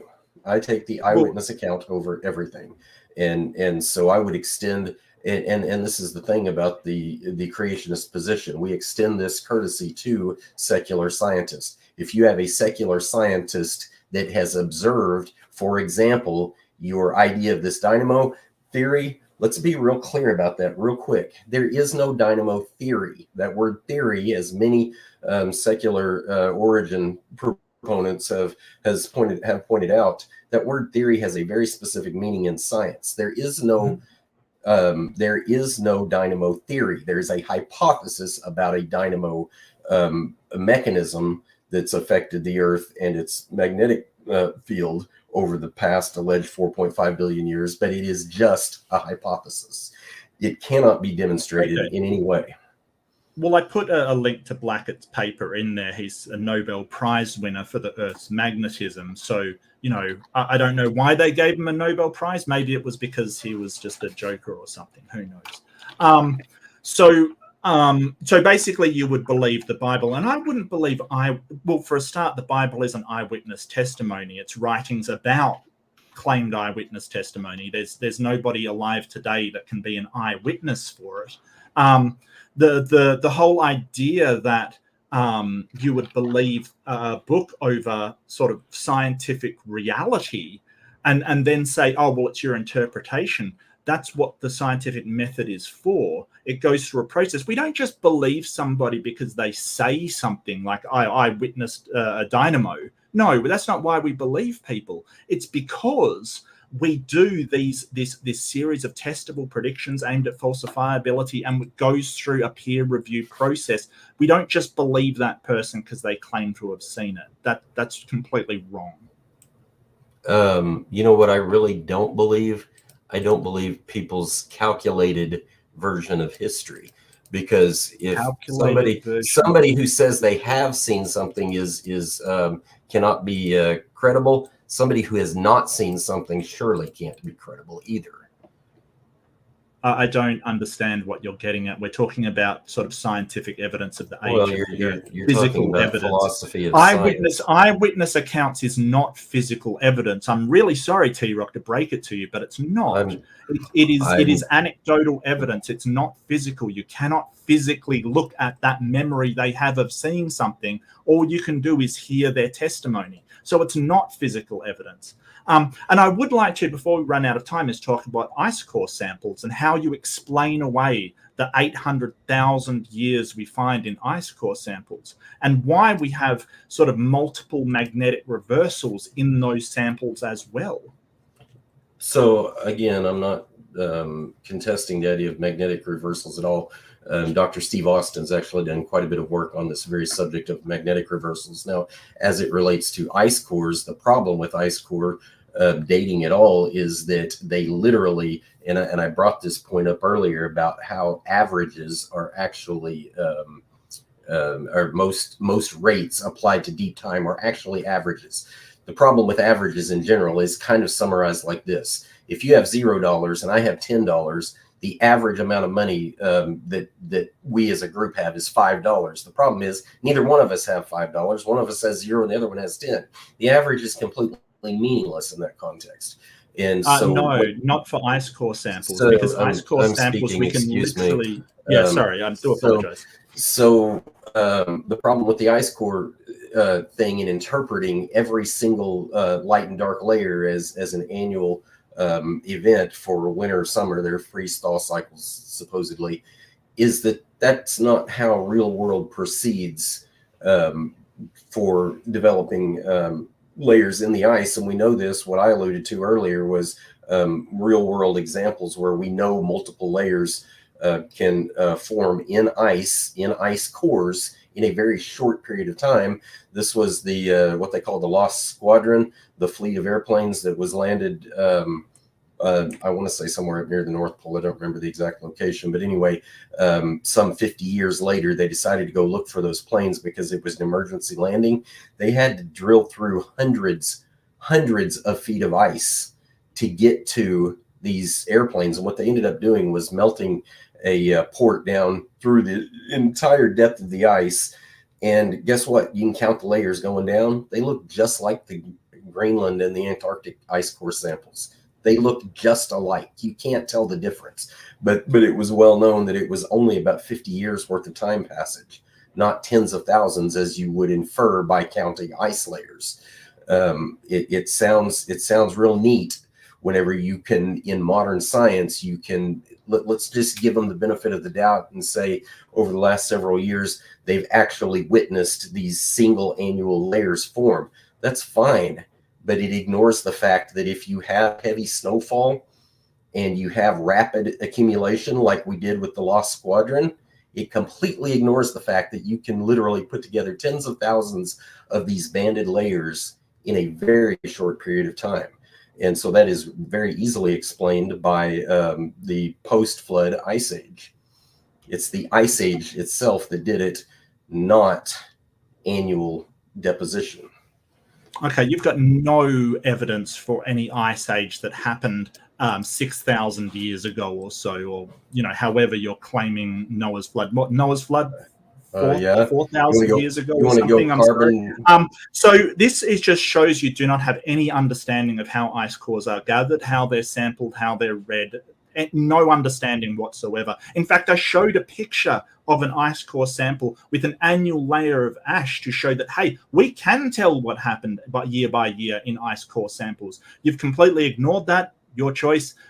We know that these form year by year because we can see it happen today. So you can't explain why they happen year by year today and create that light and dark banding. But you want to say, hey, that didn't happen in the past, even though it's happening right now for some reason. Who knows?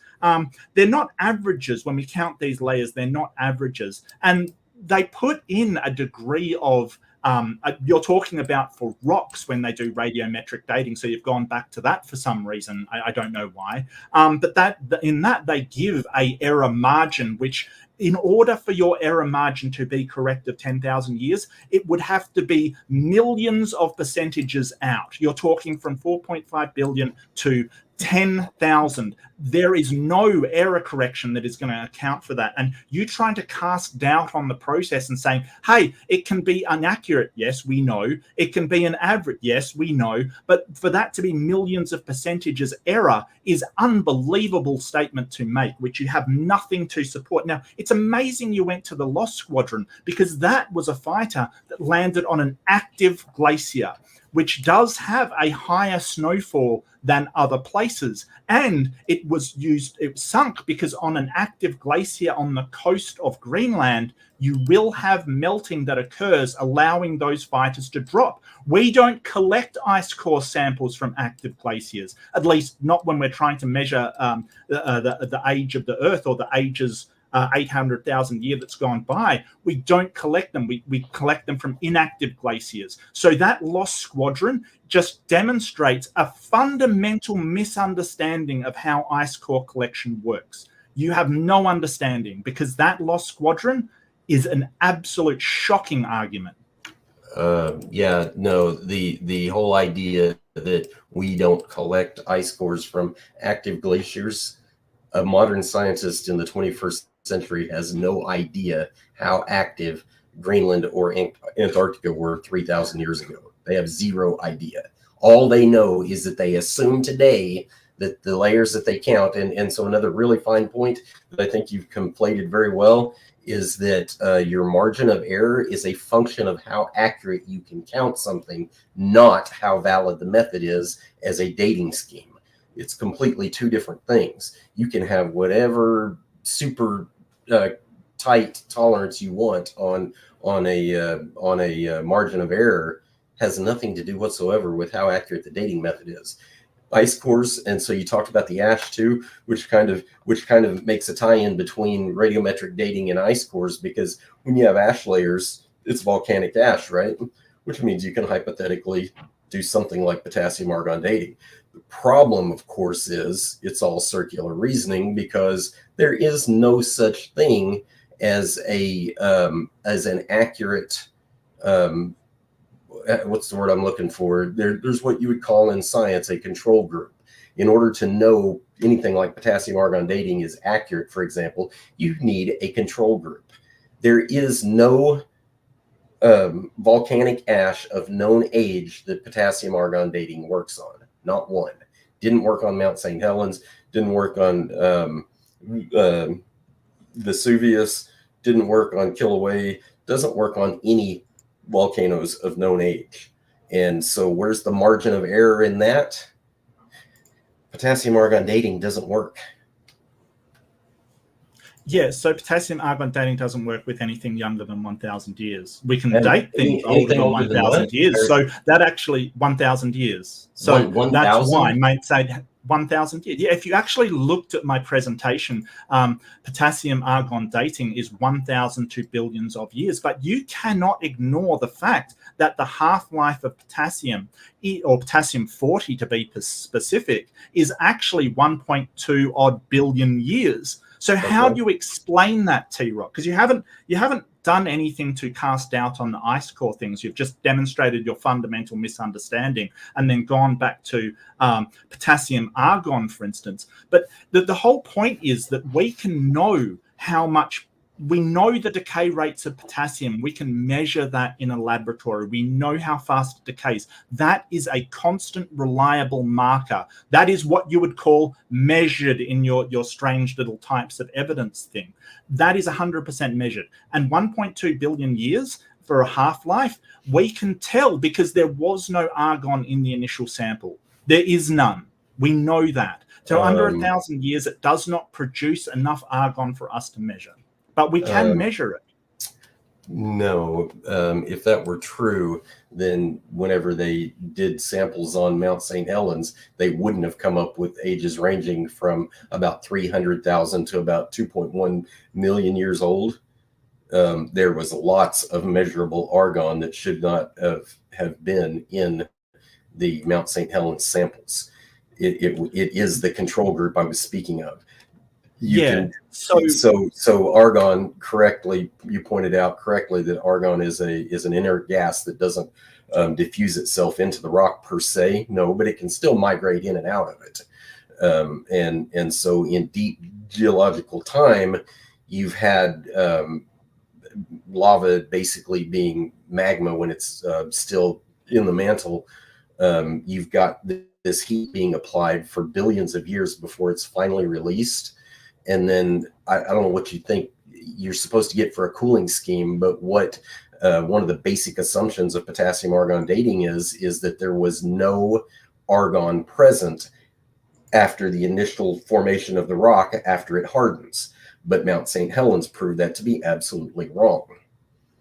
Actually, I said that there's no argon present, in the samples, which are not ash, right? This is what you've got to understand. Like, you're talking about ash. What I'm talking about is mineral structures, such as crystalline structures, that have no outside influence. That argon does not permeate through them. And we know this because we have done it. Geologists have confirmed it. So this whole idea that the argon is coming from somewhere else, in Mount Helens, the argon could have come from the atmosphere, got like permeated the ash. Sure, it's a bit weird. And the whole point is that we don't use potassium argon for that reason.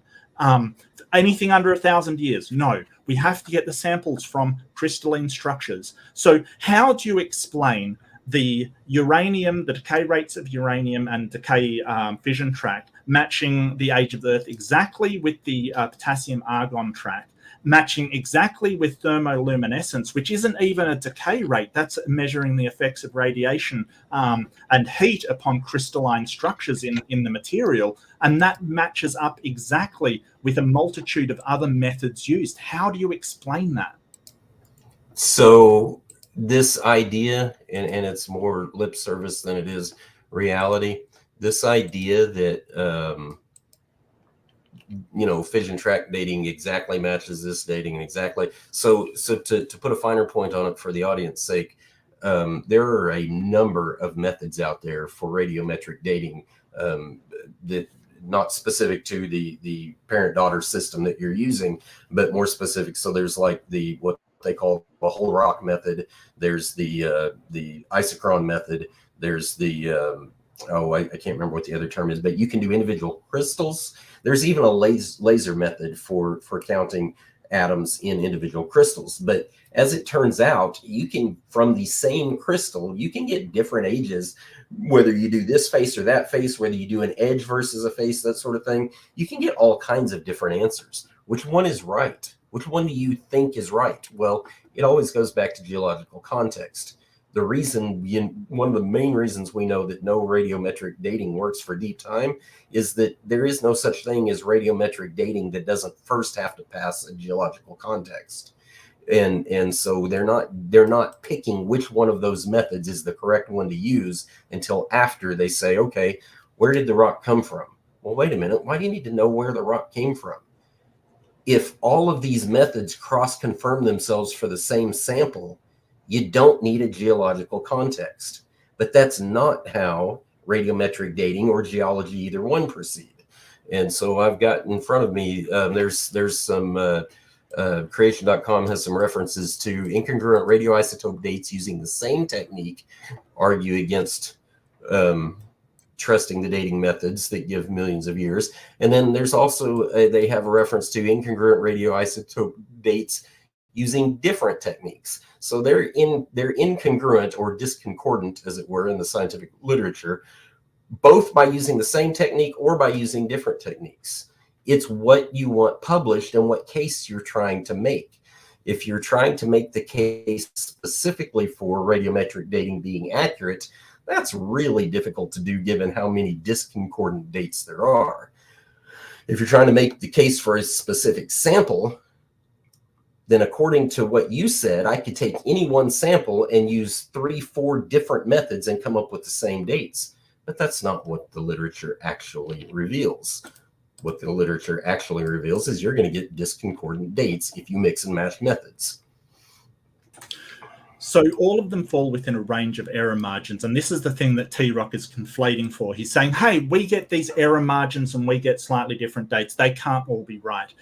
We're aware of this. We know that they have error margins that we adhere by. And sort of, I would not use Creation Institute. They haven't managed to get anything published on this subject. They do make claims that have been debunked and falsified by actual geologists and scientists for ages. They're not taken seriously within the scientific community for good reason. They keep publishing these things which keep getting debunked, and they keep taking down the websites. These kind of claims have no scientific merit. And I'm really sorry if you believe that, TRock, but I would go to peer-reviewed geological scientific papers rather than the propaganda produced by Creation Institute. This has been debunked multiple times. The whole idea that you can use, and what you were talking about was optical luminescence, the idea of using lasers to test the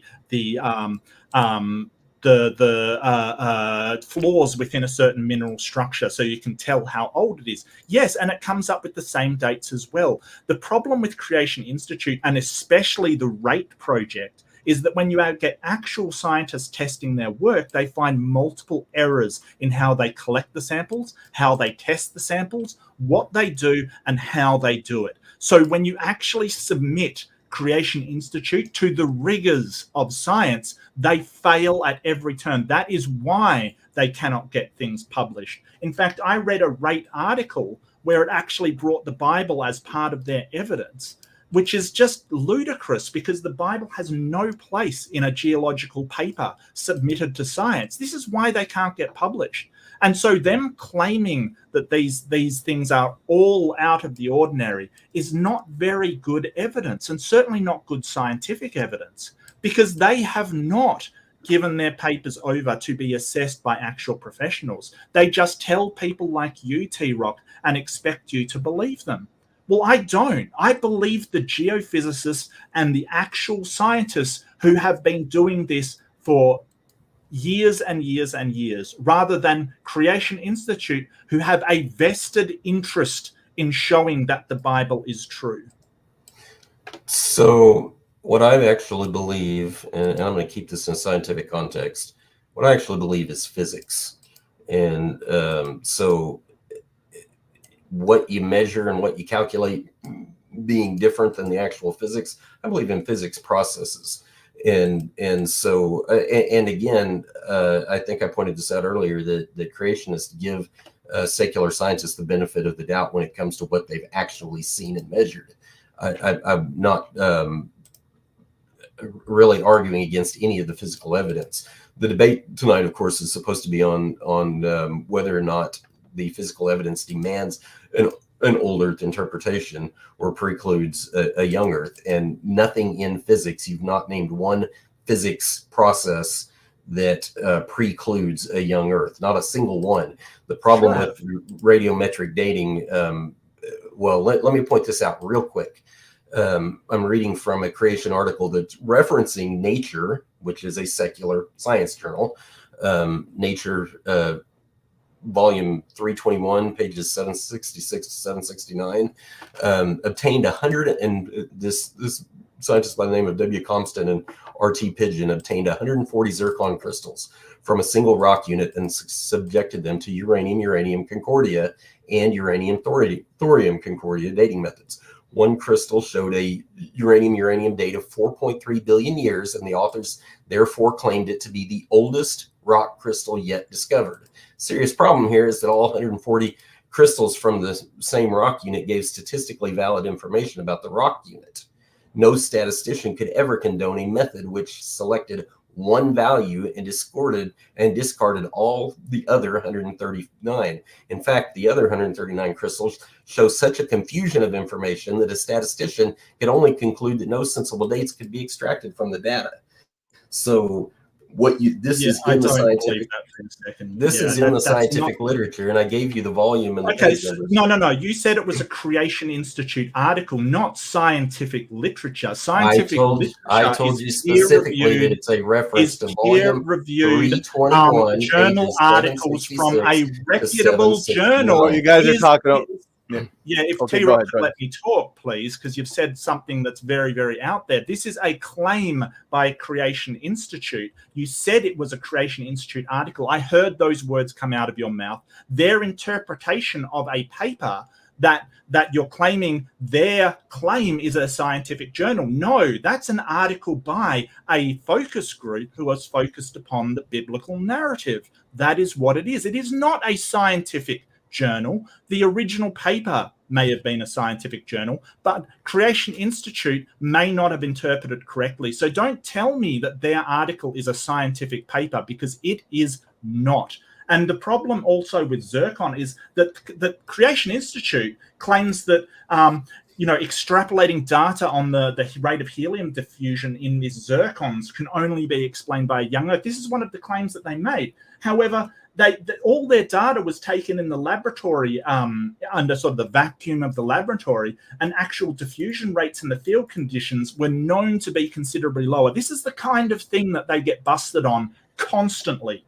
By a factor of 1,000 or more, when the diffusion rates were known to be lower. They claim to have meticulously accounted for all crystallographic features. However, the diffusion rate of noble gases and minerals is so complex that it is not considered by geochronologists to be reliable for any dating implications. So this is the kind of thing that they do. They interpret scientific results under a biblical narrative, and it just doesn't fly as scientific literature, TRock. It doesn't. Okay, so here's what I would challenge you to do. Go read the Nature Volume 321, pages 766 through 769 that I cited, and then come back and tell me that the author of this creation.com. Give me a link. Give me a link. Give me a link. I don't have a link to the article. It's just a reference to the journal. You can find the Nature journal. Which volume of Nature was it? 321. 321, and what was the article called? I don't know, but it was pages 766 to 769. It's not exactly a citation, TRock.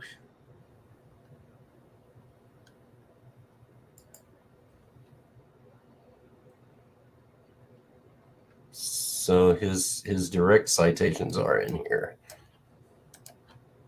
If I can find where this is. So is it the evidence, the Earth's pre-4,000 million age, million annum history, evidence from trace element and microstructural investigation of 4,000 to 4,190 million annum zircons from granitic gneiss northwest of Yilgarn Craton. So you got the actual data chart by chance? Yeah. So the ages that they, the zircons that they have formulated ranged from 1.8 million. 1.8 billion to 4.1 billion years. Mm-hmm. Is that what you're saying? So he doesn't tell what the age range here is. What he's saying is one crystal showed a date of 4.3 billion years. But there were 140 crystals sampled. Right. What ages did they show?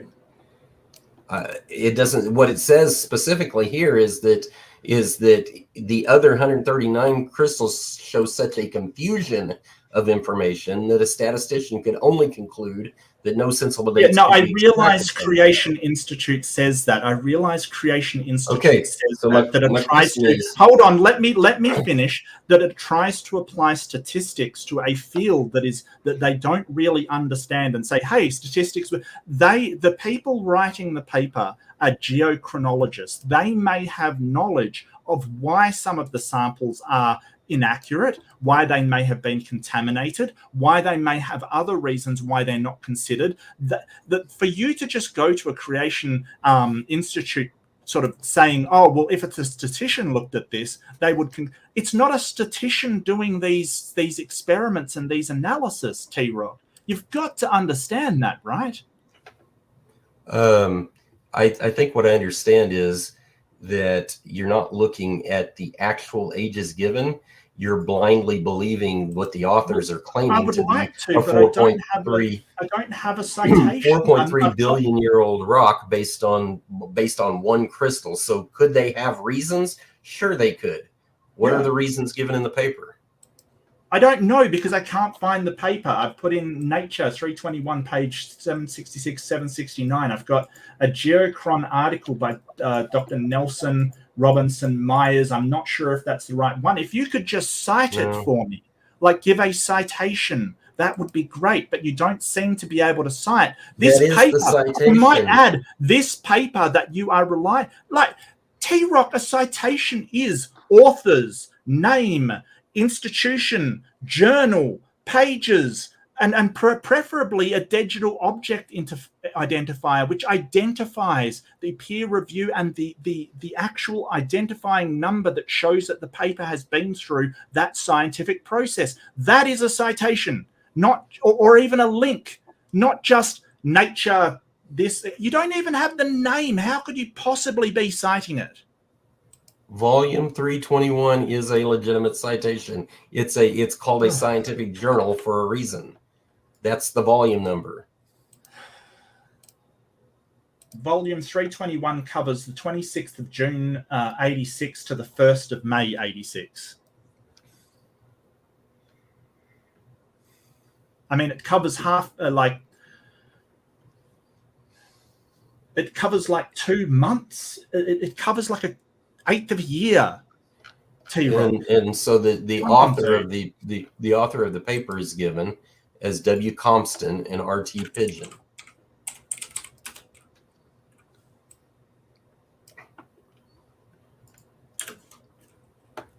R.T. Pigeon.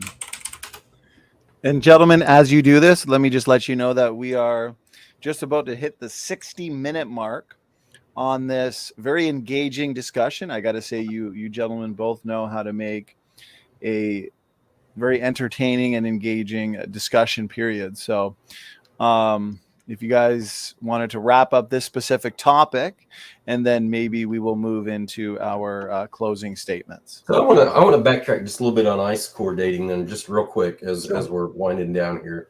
I was accused several times of not understanding the method because I used the word average. I understand very well what ice core dating is. It's literally counting the banding. That's all it is. And every single light dark band is considered to be 1 year. And so you literally have to count, if you are supposing 20,000 years of the passage of time, you have to literally count 20,000 light and dark band sets in an ice core. And so there's no mystery. What happens is when you get below a certain depth, they become so blurry they're virtually indistinguishable one layer from the next. So from there, what typically happens in very quote unquote ancient or deep ice core bands is you quit counting and you just throw some average thickness per band at it and just do the basic math and say, oh, this is how many years it must be, because they're too blurry to read between. You can't count them visibly anymore, not even under a microscope. They fuzz together so much. It's the plasticity of ice under high amounts of pressure.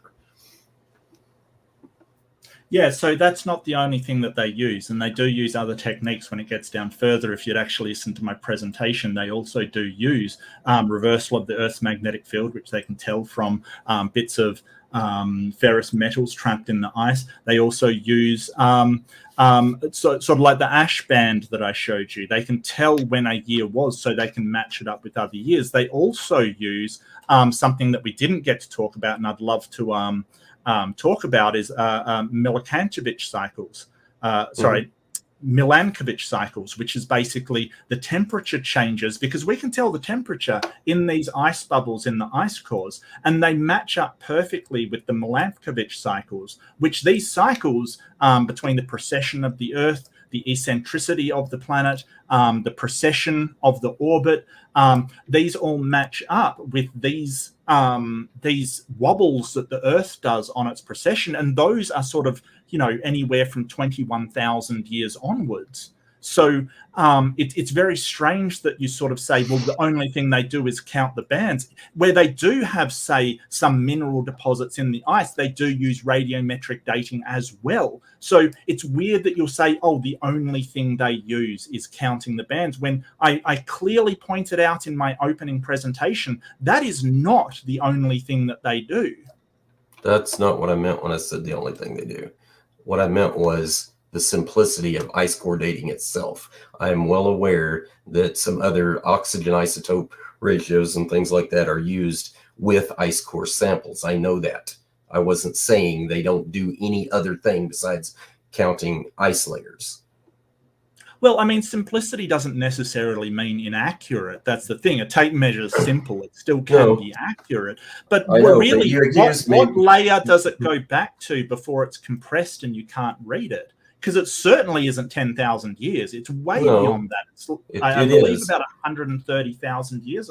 Oh, then you are 100% wrong. I'm really sorry, TRock, but that is not the layer where it's compressed enough that you can't read it. I'm agreeing with you. I'm agreeing with you. It's not 10,000 years. It's deeper than that. I get it. That's not the point. Deeper, yeah. So in keeping with the question that's the center of the debate, one of the things you have to show is that there are no physical processes that can account for those same ice cores within a 6,000 year time frame. So what you're implying is there is no way that enough ice could accumulate in a 6,000 year history to produce the exact same ice cores that you suppose are hundreds of thousands of years old. Tell me which law of physics was violated in order to assume a 6,000 year history in those ice cores.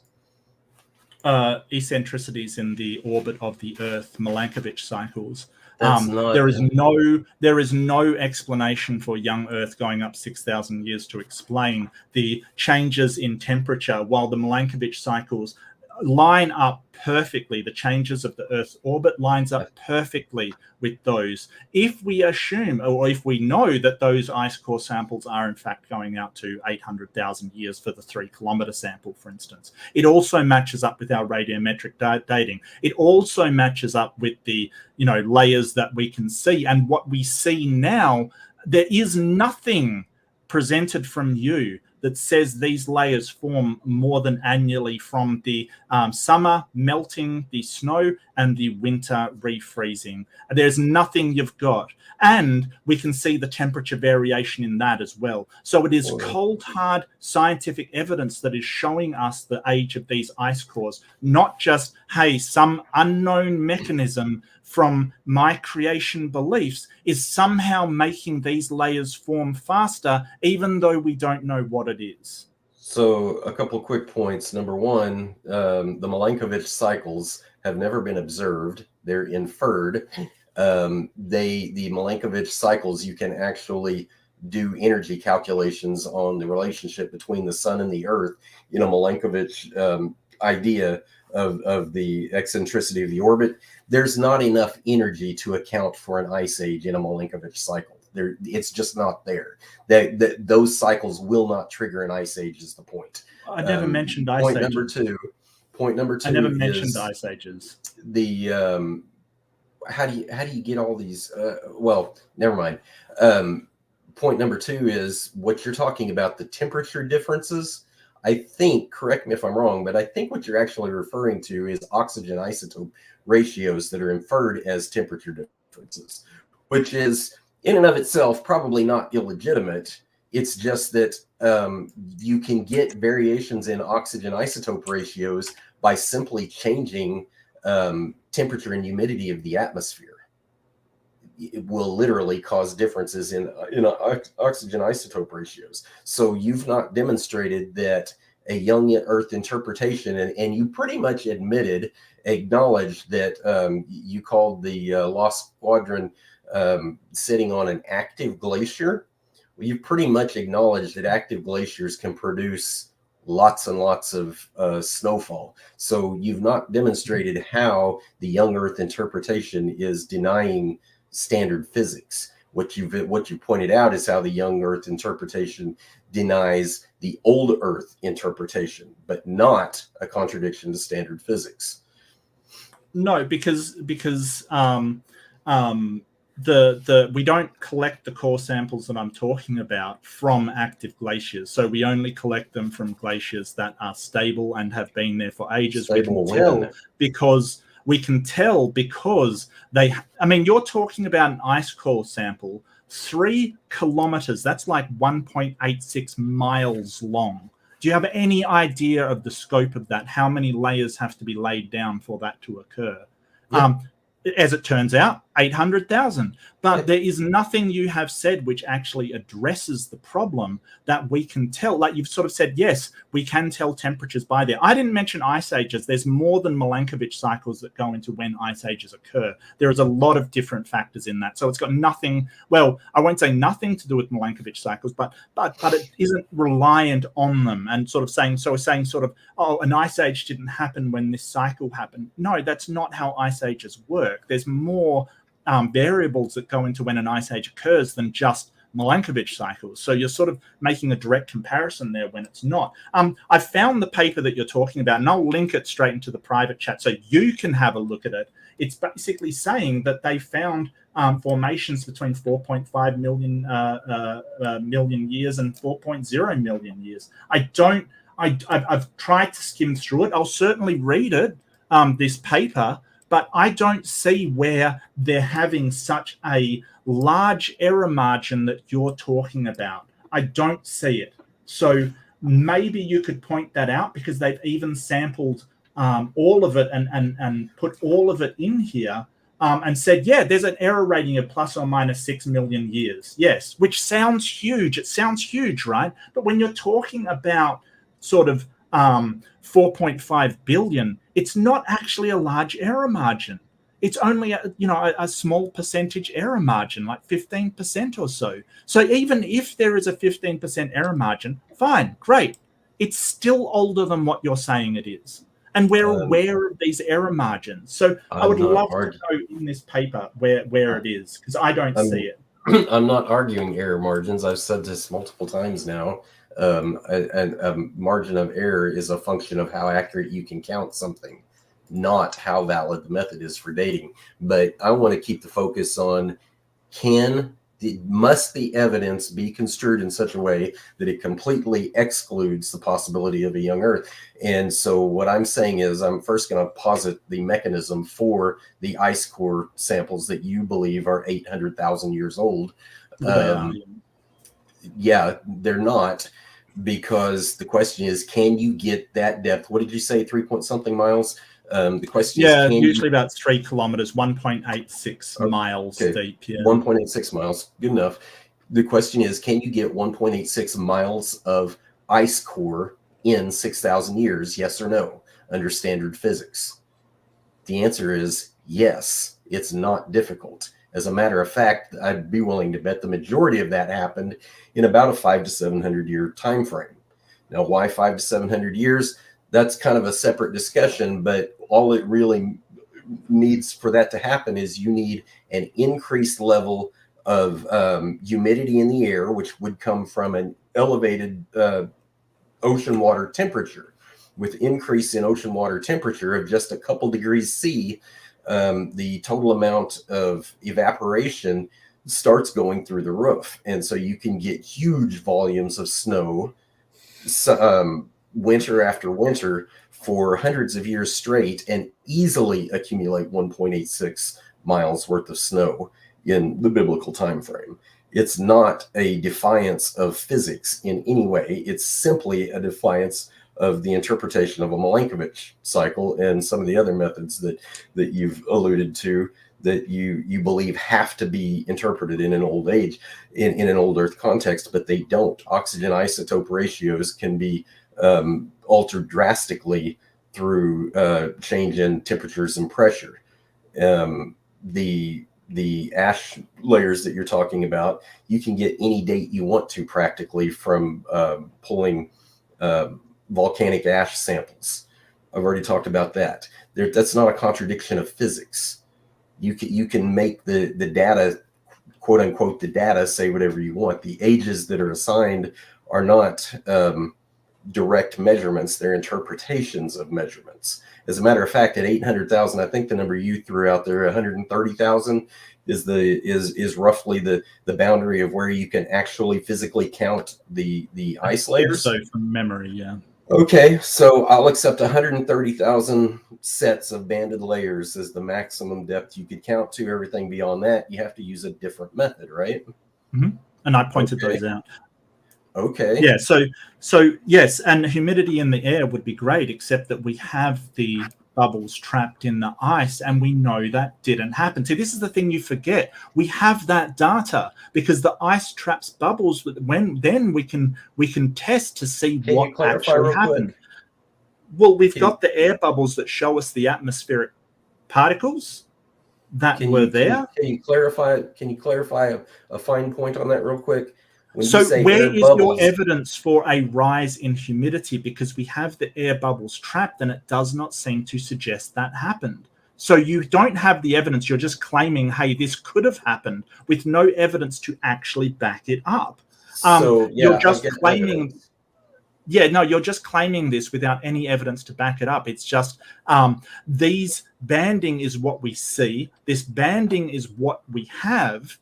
These days, the whole idea that you could get 10,000 years of compacted, because you've got to understand that it's not just 1.8 miles of ice like that's been laid fresh down. It is compacted ice. It's been pressed down really hard. So the whole idea that you could get 10,000 years in 1.86 miles of compacted ice, I'm really sorry, but that defies all physics. There is no measure of snowfall and refreezing that is occurring that is going to cause that to happen.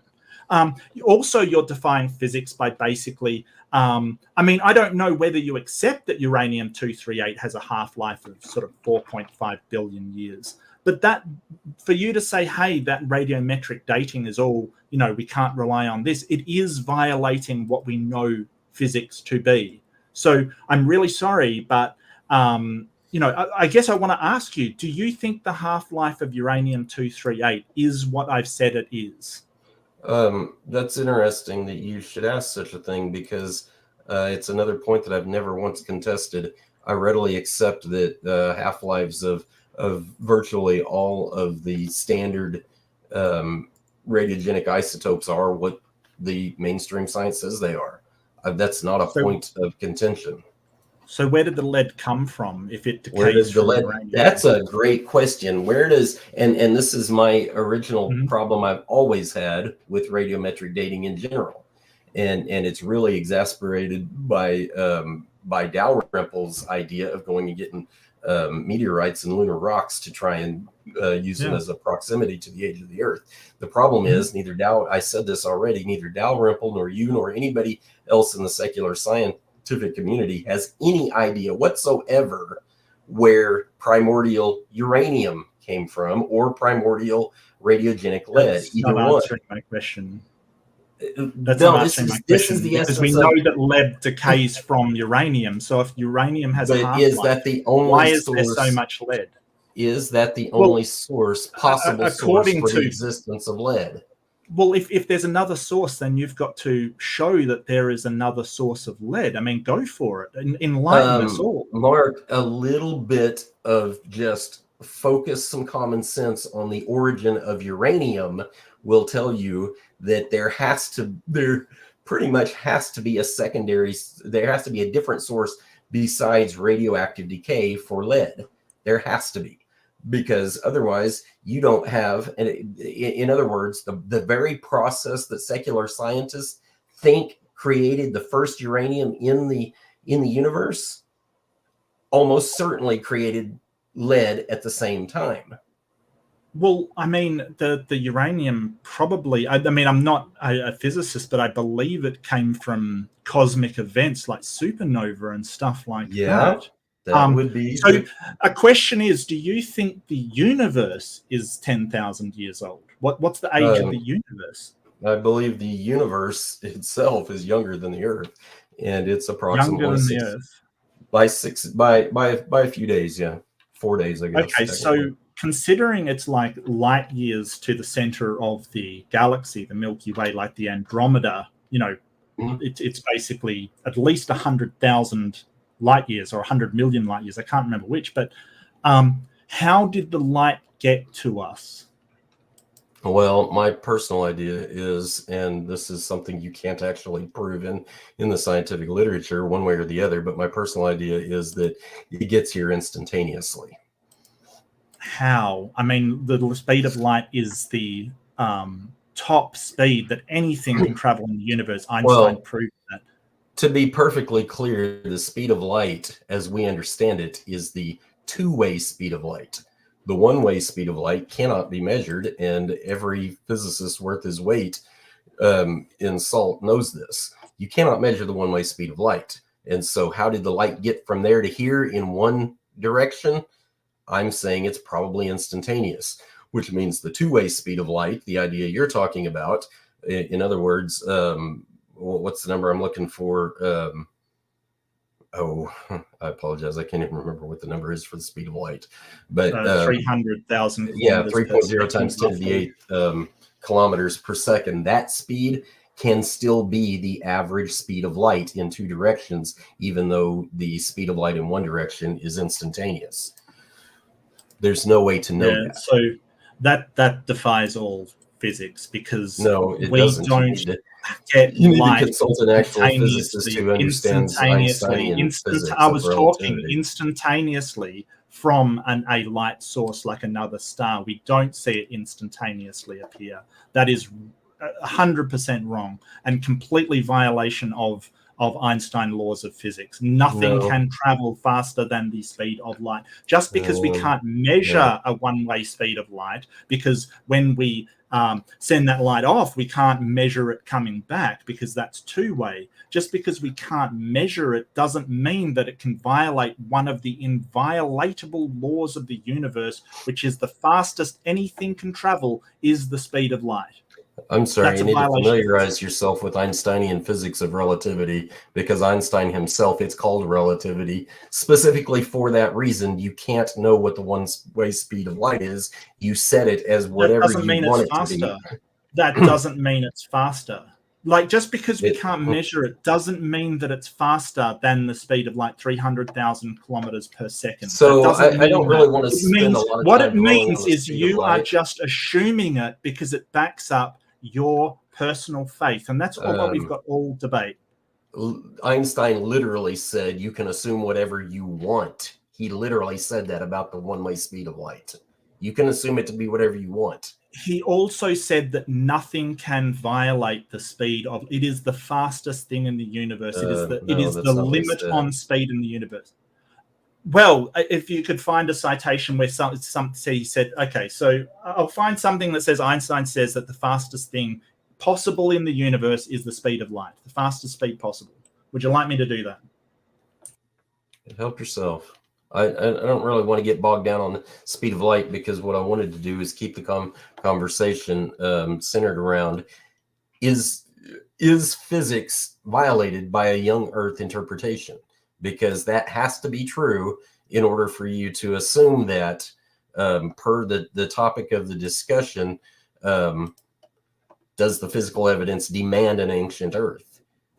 It has to, young Earth has to be a violation of physics in order for that to be true. and it's It not. is. You've still not shown where I've violated any physics. What Sure, you've sure I have. suggested is I've violated interpretations of events.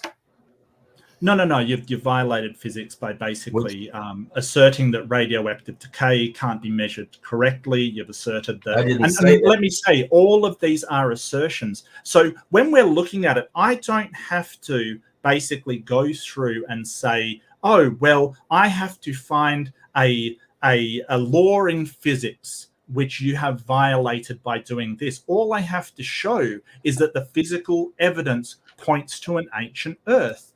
That's what I've got to do. And that is what I have done. All you have done is basically say, no, that's one interpretation of the evidence. Okay, it's the interpretation by the scientific community, which is the most reliable and robust process we have for determining evidence, versus what I think, because my book must be true. And that's where we're at the moment. I'm basically saying, hey, all of this scientific data, all of the evidence we've collected, all points to this one thing. It all correlates. It is all pointing at this one age, or, around this one age, because it's not 100% accurate. And I realize that. You're basically saying, hey, in order to convince me otherwise, well, I can't convince you otherwise. Because even when I do point out how this is a law of physics broken, you say, no, it's an interpretation that the laws of physics have been broken. Mark, I've conceded the idea that decay rates as we measure them today are constant, and many of the radiogenic isotopes are on the order of half-lives of hundreds of millions and billions of years. I've conceded all of that. That's not, so I'm not quite obviously not defying physics per se. Besides that, I think it's useful to understand that just like the relationship between Milankovitch cycles, ice core layers, and oxygen isotope methods, and other radiometric dating methods, how they're basically calibrated against each other, which is just a sleight of hand circular reasoning is all it is. You can calibrate one against the other, and then calibrate the other one against the first one, and you just do that, and then they all agree, and then you walk away going, see, the scientific literature shows that all these methods agree. Well, of course they agree. They're forced to agree. That's where the calibration methods come from. There's no such thing as an accurate calibration that's done external to human observation. You can follow that through carbon dating. So when we talk about, does the physical evidence demand an ancient Earth? Carbon dating is another really good one that tells us that the physical evidence does not demand an ancient Earth. We've got carbon-14 in everything, everywhere. Everything that's biological in nature, including things that aren't biological in nature, like diamonds. So am I violating physics in suggesting that 6,000 years can account for measurable amounts of carbon-14 in diamonds? No, I'm not violating physics. Am I violating physics in saying that, okay, some radiogenic leads have, on the order of billions of years half-life? No, what I'm suggesting why is... do you have to violate physics to be wrong? Have I violated physics anywhere? Because that's the only way that actually you do have to violate physics. No. Have I violated physics anywhere? Not directly. Then I'm right as well. How can we both be right? If it takes violating physics to be wrong, how are we both right? My comment is that you haven't done it directly, you've done it indirectly. So I think that's just a cop-out. That's 100% cop-out. That's exactly why I pointed out thing.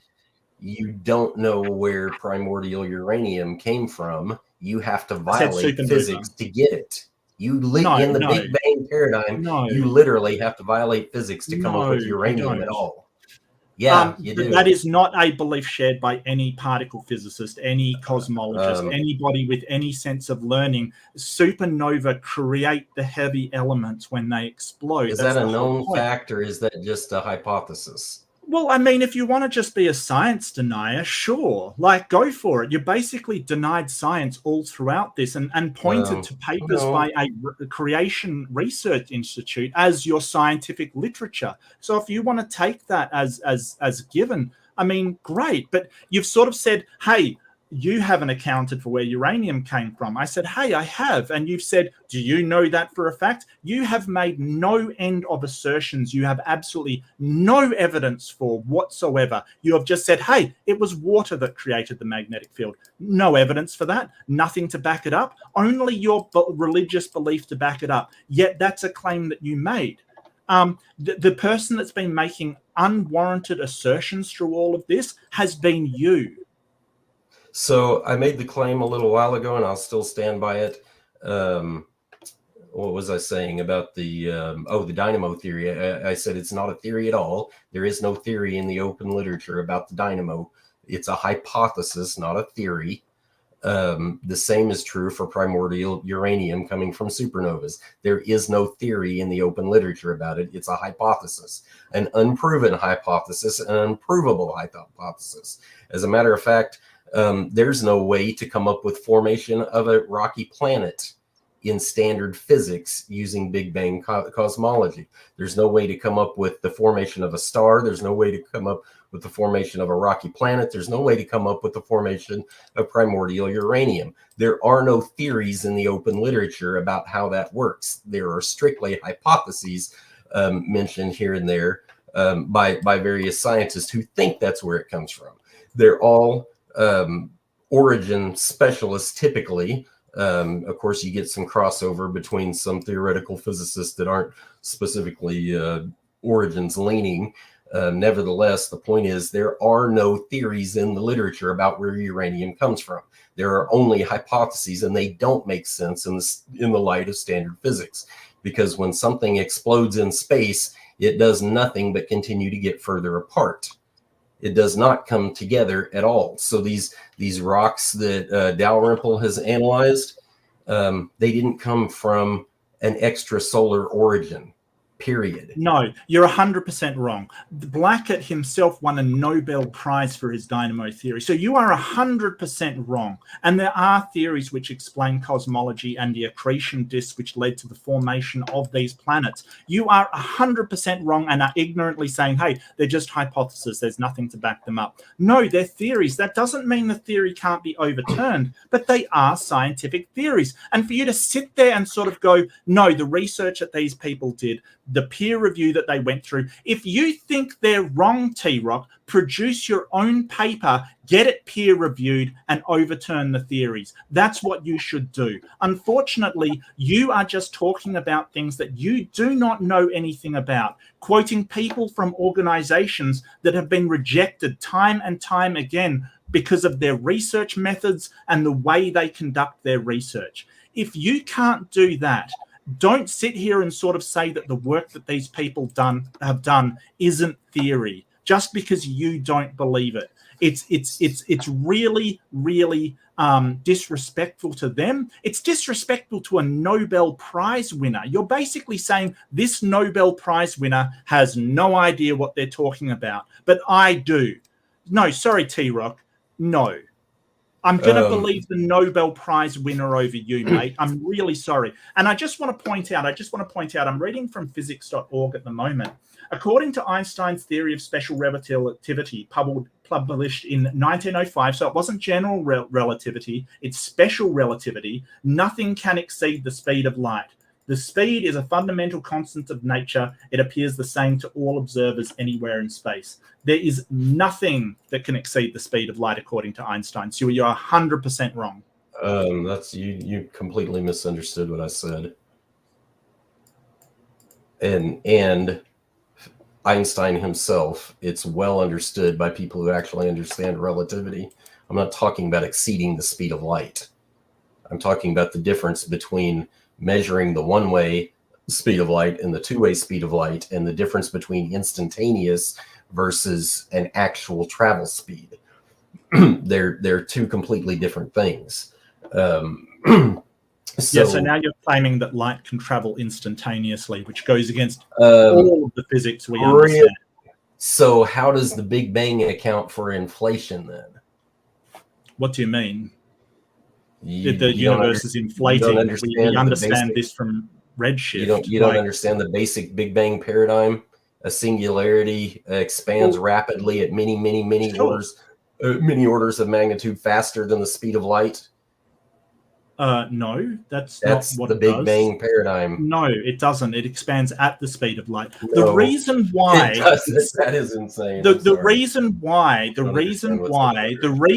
if you just let me talk for a second, the reason why it seems to us that it's expanding faster at the speed of light is because if the edge is moving at the speed of light, but all the space in between is expanding, right? So all the space is expanding, then it appears like to us that it's moving faster, because not only do you get the distance from, say, if there was a center, the center to the edge is expanding. It's also that the space in between us on this side is expanding as well. So space is expanding at the speed of light, but it's expanding at all locations at the same time, which is why it looks like to us it's expanding faster. It's not. It's going at the speed of light, not faster than it. Sorry, Mark, you're just not familiar with your own paradigm on cosmic origins.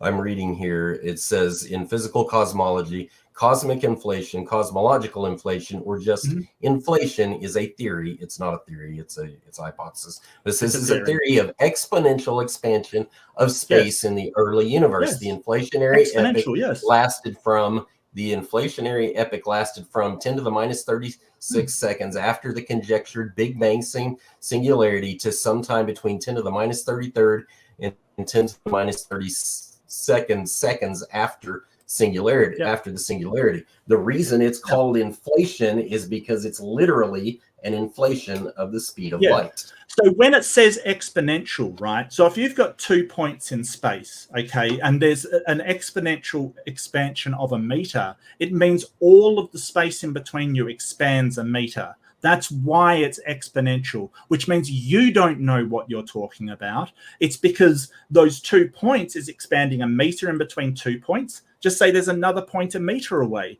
That has not only expanded the meter in between you and the first point, it's expanded another meter in between the second and the third point. So in fact, from you to that second point has expanded 2 meters, not 1. That is what we mean by an exponential expansion. It doesn't mean that the expansion of that point is faster than the speed of light. You are wrong.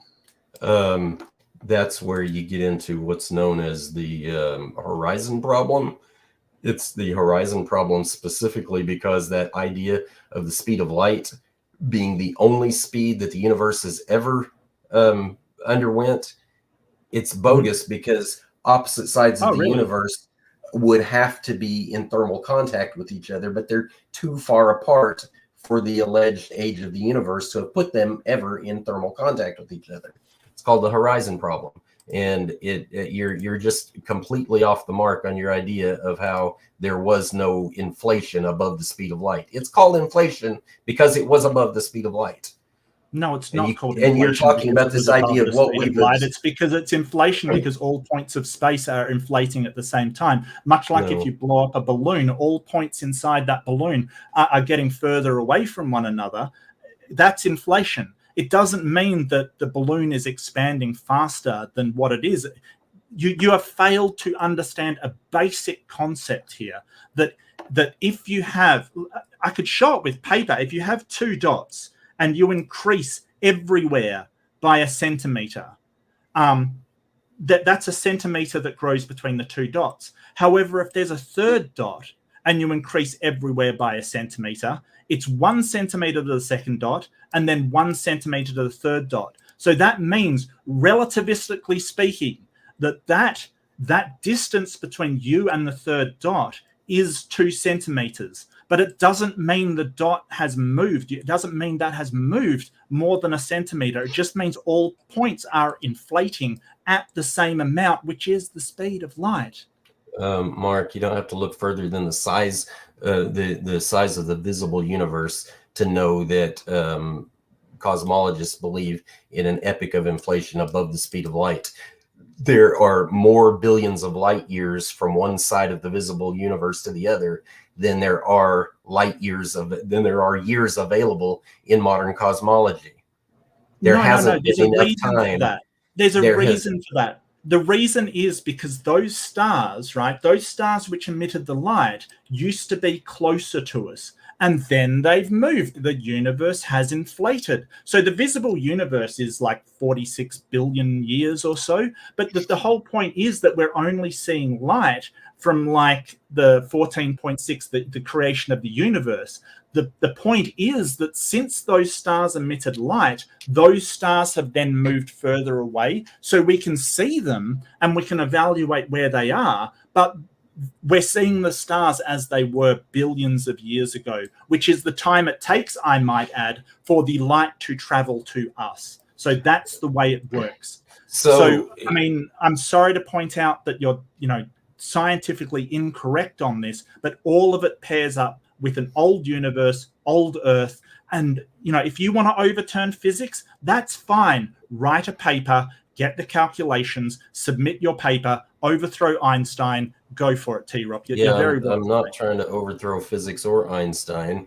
Yeah, you are. I think you've just denied what the standard literature actually says about inflation and the speed of light, because presumably you don't think those stars moved at the speed of light or faster, at least not faster than the speed of light, right? You said that the light reaches us, but the stars nothing moves faster than the speed of light. I mean, we've got particles up to 99% of the speed of light. We've got particles really close to the speed of light. We haven't exceeded it ever. That space is, for all intent and purpose, geometrically flat, right? Is this a flat Earth thing? No, I'm not implying flat Earth.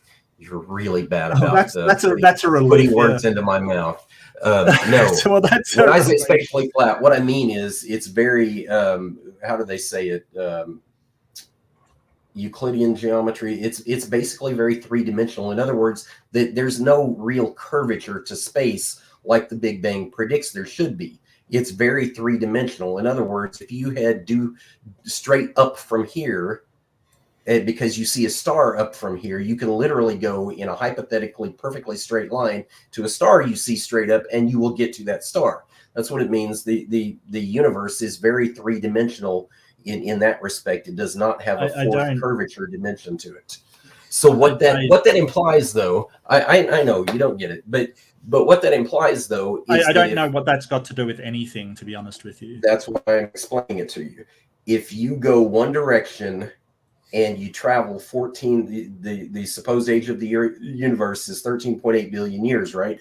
So that means that if you go 13.8 billion years or light years in one direction, nothing, per your comments, nothing has ever traveled faster than what we know as the speed of light. And then you go 13.8 billion years in the exact opposite direction, you have a net 27.6 billion light years distance between them. That's not enough time at strictly the speed of light to get that far apart. That's simple geometry on paper. I have no idea what you're talking about. I know. Because the faster that you speed up, the slower that your time passes relative to the areas around you. So at the speed of light, those points will basically be at a standstill. This is what we know about mass as well, mass effect. Because what you're talking about with three dimensions, you've forgotten time. Time is a dimension of space. It's space-time. So the things that affect time are things like your relative speed to the speed of light, and mass affects time as well. So there are things that affect it. While time would be passing normally for you, on the other end, as soon as you get to the speed of light, it basically slows. And I don't know if we can get to the speed of light. As I've said, we've only managed to get 99% of the speed of light. So I'm really sorry, TRock, your understanding of physics, and I'm not a physicist, but they're worse than mine. And maybe we should wrap up there because we've got onto an entirely different debate as well. But I'm really sorry, but nothing about that comports with physicists' understanding of space-time at all. I'm really sorry, mate. TRock, save your rebuttal if there's anything you want to say. Save it for your closing statement. So excellent endurance from the both of you. When the 50 minutes came about, I was going to say this discussion was so good, that I could listen to you both for another 50 minutes. And we got another 50 minutes out of you. So that's great. Probably one of the most comprehensive debates on this topic out there. Again, great endurance. That was, as I go shut off the timer here, exactly an hour and 41 minutes of nonstop discussion. We even got some discussion on distant starlight. Age of the universe, yeah. Age of the universe, age of the earth, a little bit of everything. So, okay, TRock and Mark, appreciate you guys. I advertise this as Clash of the Titans, and you did not disappoint. So appreciate it. And we still got some closing statements to get through before some audience questions. We got about 150 people in the live chat enjoying this Saturday night showdown. So we're going to hand it to Mark. Mark, you get the first 5 minutes. TRock, you'll get 5 minutes. Then we'll do some audience questions. So whenever you're ready, Mark, I'll set the timer and the floor is yours. Yeah, so thank you very much. This debate was on the physical evidence for the age of the Earth, or the physical evidence on Earth's thing. And I've presented multiple physical evidences that all correlate with one another. They've been scientifically tested, scientifically proven, and we can determine this from the scientific literature that has conducted all of these experiments. There is no physical evidence that TRock has presented at all for a young Earth. All he's basically said is there's problems with this, there's problems with that aren't actually problems, that we're aware of some inconsistencies with dating methods, and therefore we put some reasonable expectations of error margins on them, but they still keep working out to be the same date. The reason why TRock is doing this is because he believes in a book and will take that over any scientific evidence presented. As I said in my opening, this young Earth creationism, I'm really sorry, it has the same level of scientific evidence as flat Earth. It does. And we've heard the same arguments I hear from flat earthers heard from TRock. Oh, it's your interpretation of the data. That's what flat earthers say. Oh, there's problems with the calculations that your, Nobel Prize winners are making.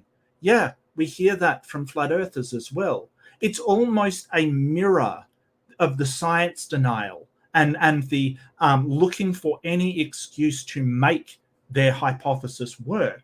And I mean, TRock finished it all off by basically undermining one of the fundamental laws of the universe: nothing exceeds the speed of light. And, please check that in physics. Please do your own research, I guess. Find out if anything can exceed the speed of light. It can't.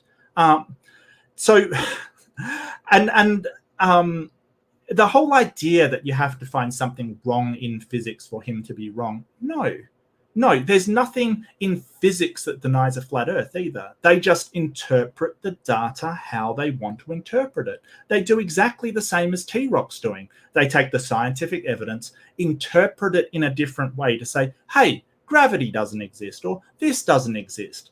TRock thinks that radiometric dating is not the incredibly consistent and reliable method it is. He's interpreting the scientific data however he wants, but that's not how we find out if things are true or not. You could make a case for almost anything if you want to go back and interpret scientific data however you want. That's not how we find things out. That's not how we have progressed as a species, in humanity, in society. That is not how we've come so far. Everything has been due to scientific progress. So I really do encourage you to look into, if you're Christian, look into Christians doing scientific research, mainstream scientific research, not fringe groups like Creation Institute. Check out BioLogos. They're Christians. They do science. They're very good. I like them. But again, we haven't seen any evidence or any good evidence presented by TRock, just some hypotheticals that could possibly work because he needs them to work. Thank you. Thank you, Mark, for that closing statement. And now we're going to hand it over to TRock. TRock, you have your 5-minute closing statement. Whenever you're ready, the floor is yours. Okay, so Mark pretty much conceded the debate whenever he said no, young Earth interpretation does not imply a contradiction of physics. If it doesn't imply a contradiction of physics, than a standard physics explanation can explain the data in a 6,000 year time frame period.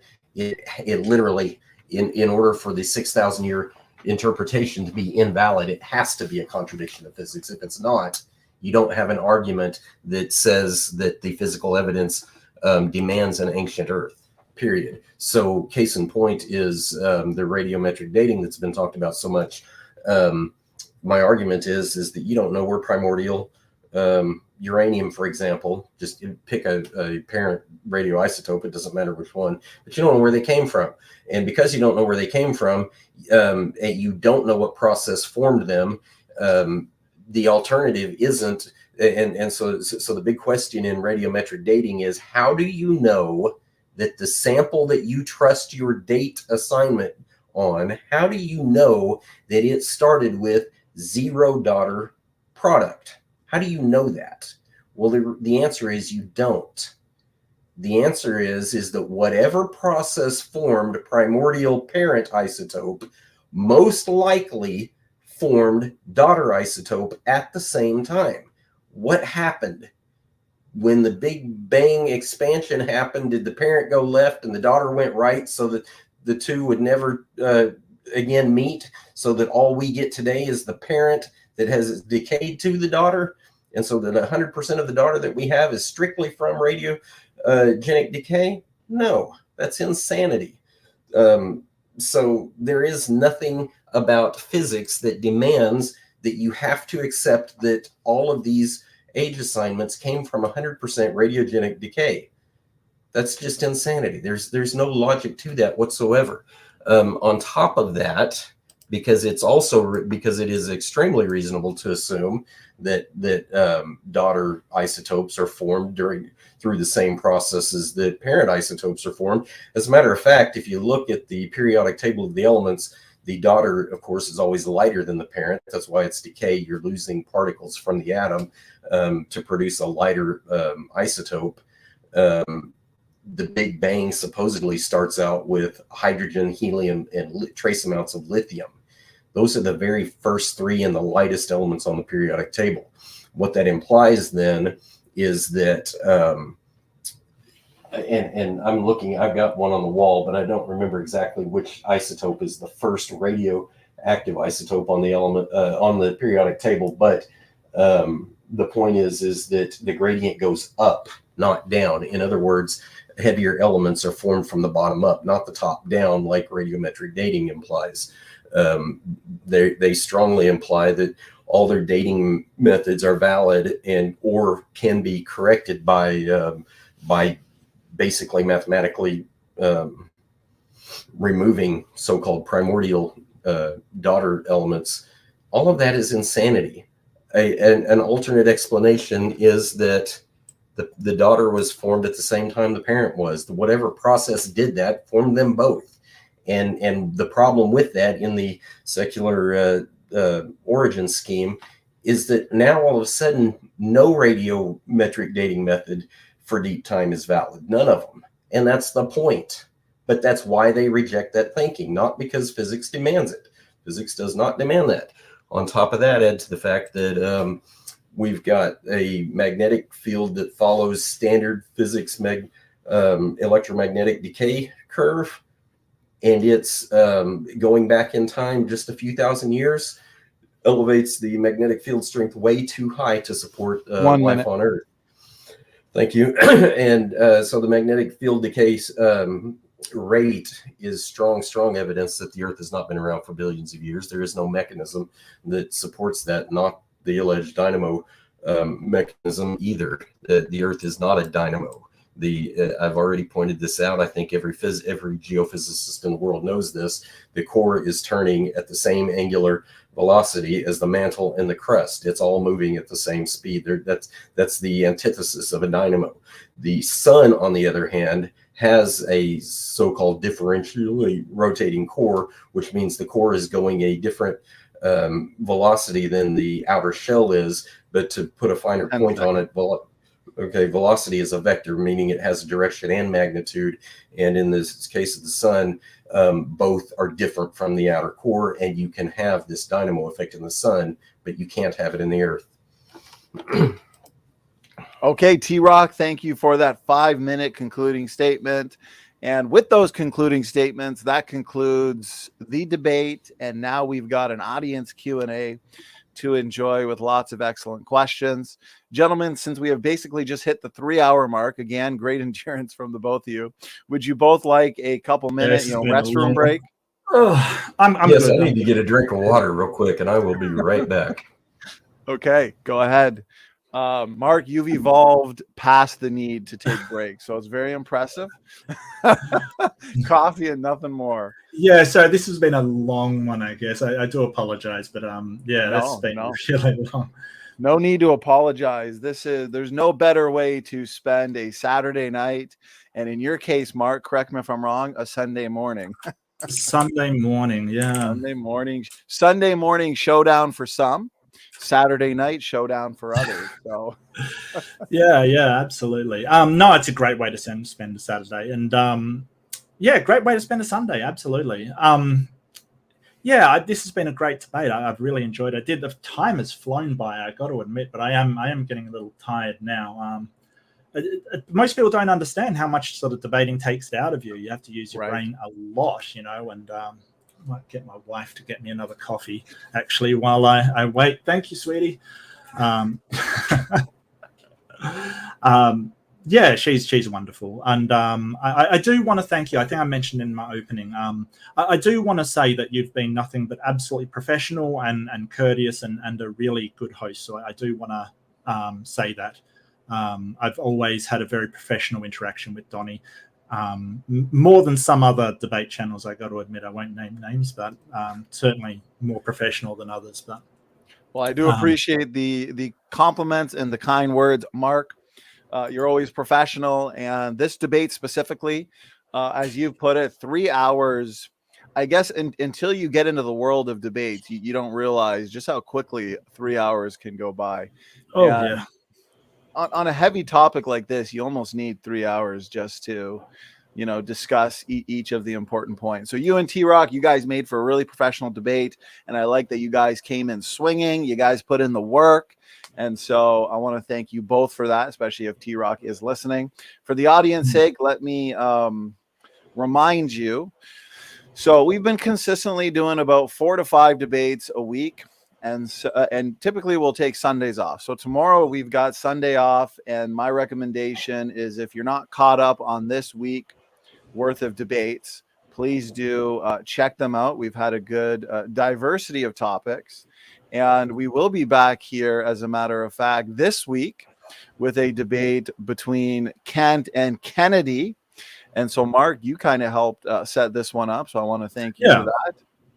Yeah, no worries. He was very keen to debate, didn't know how to get started. I recommended your channel, and he wanted to debate evolution. I'm like, well, Kent will debate anybody. He will actually debate anybody. So bring your best, and he seems like a really nice guy. I had a long chat with him, and a friend of his. He seems like a really nice guy. So absolutely, we'll see what he can do.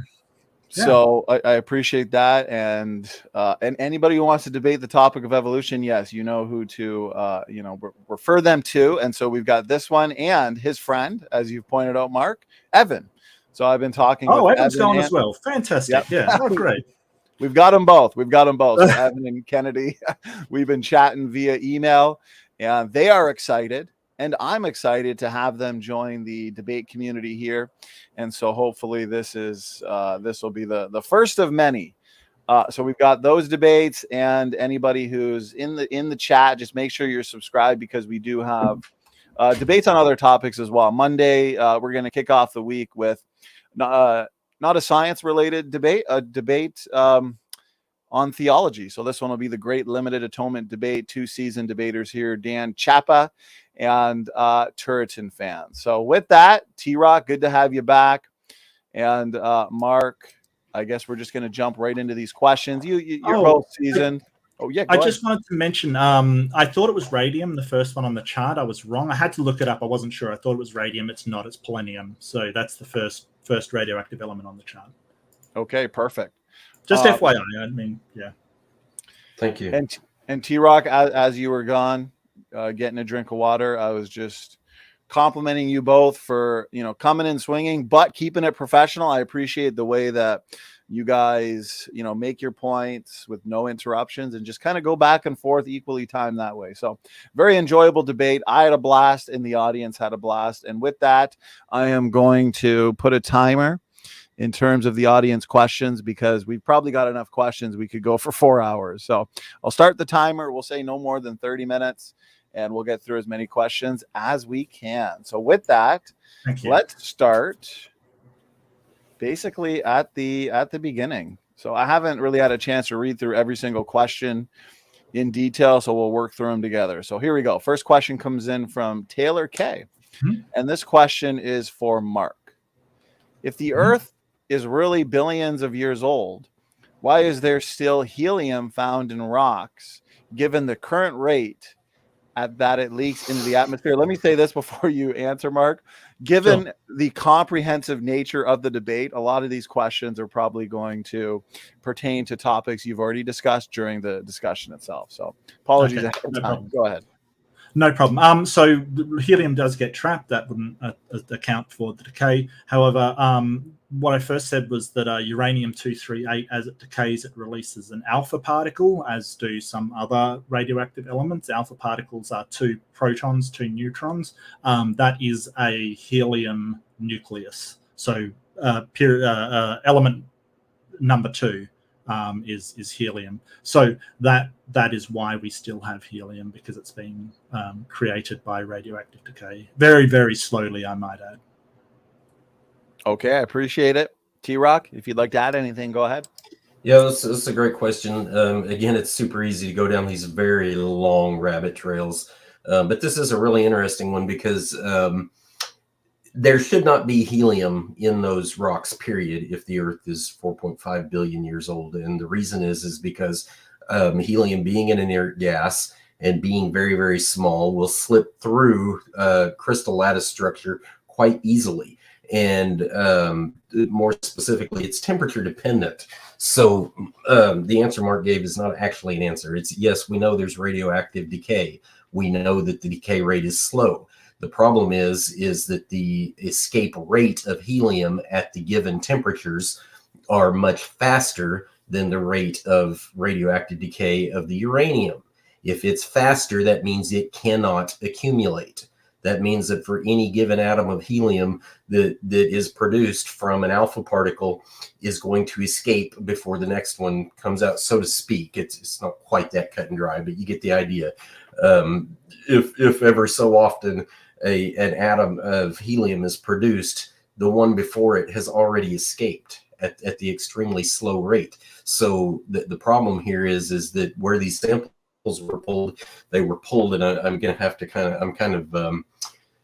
I'm kind of guessing a little bit. It's been a while. I've read the info. It's really interesting stuff, but I want to say it's in the range of 3,000 to 5,000 feet deep in the crust of the Earth, which is approaching a mile deep. The temperatures are way too high there. Mark made a comment during the debate, something about how I guess he was basically saying that Russell Humphrey's helium escape rates were off by orders of magnitude. No, the argument against Humphreys from the secular community was that he was not assigning the correct rates. What Humphreys actually did was get a secular science lab to measure those rates from an actual temperature range across a broad temperature range.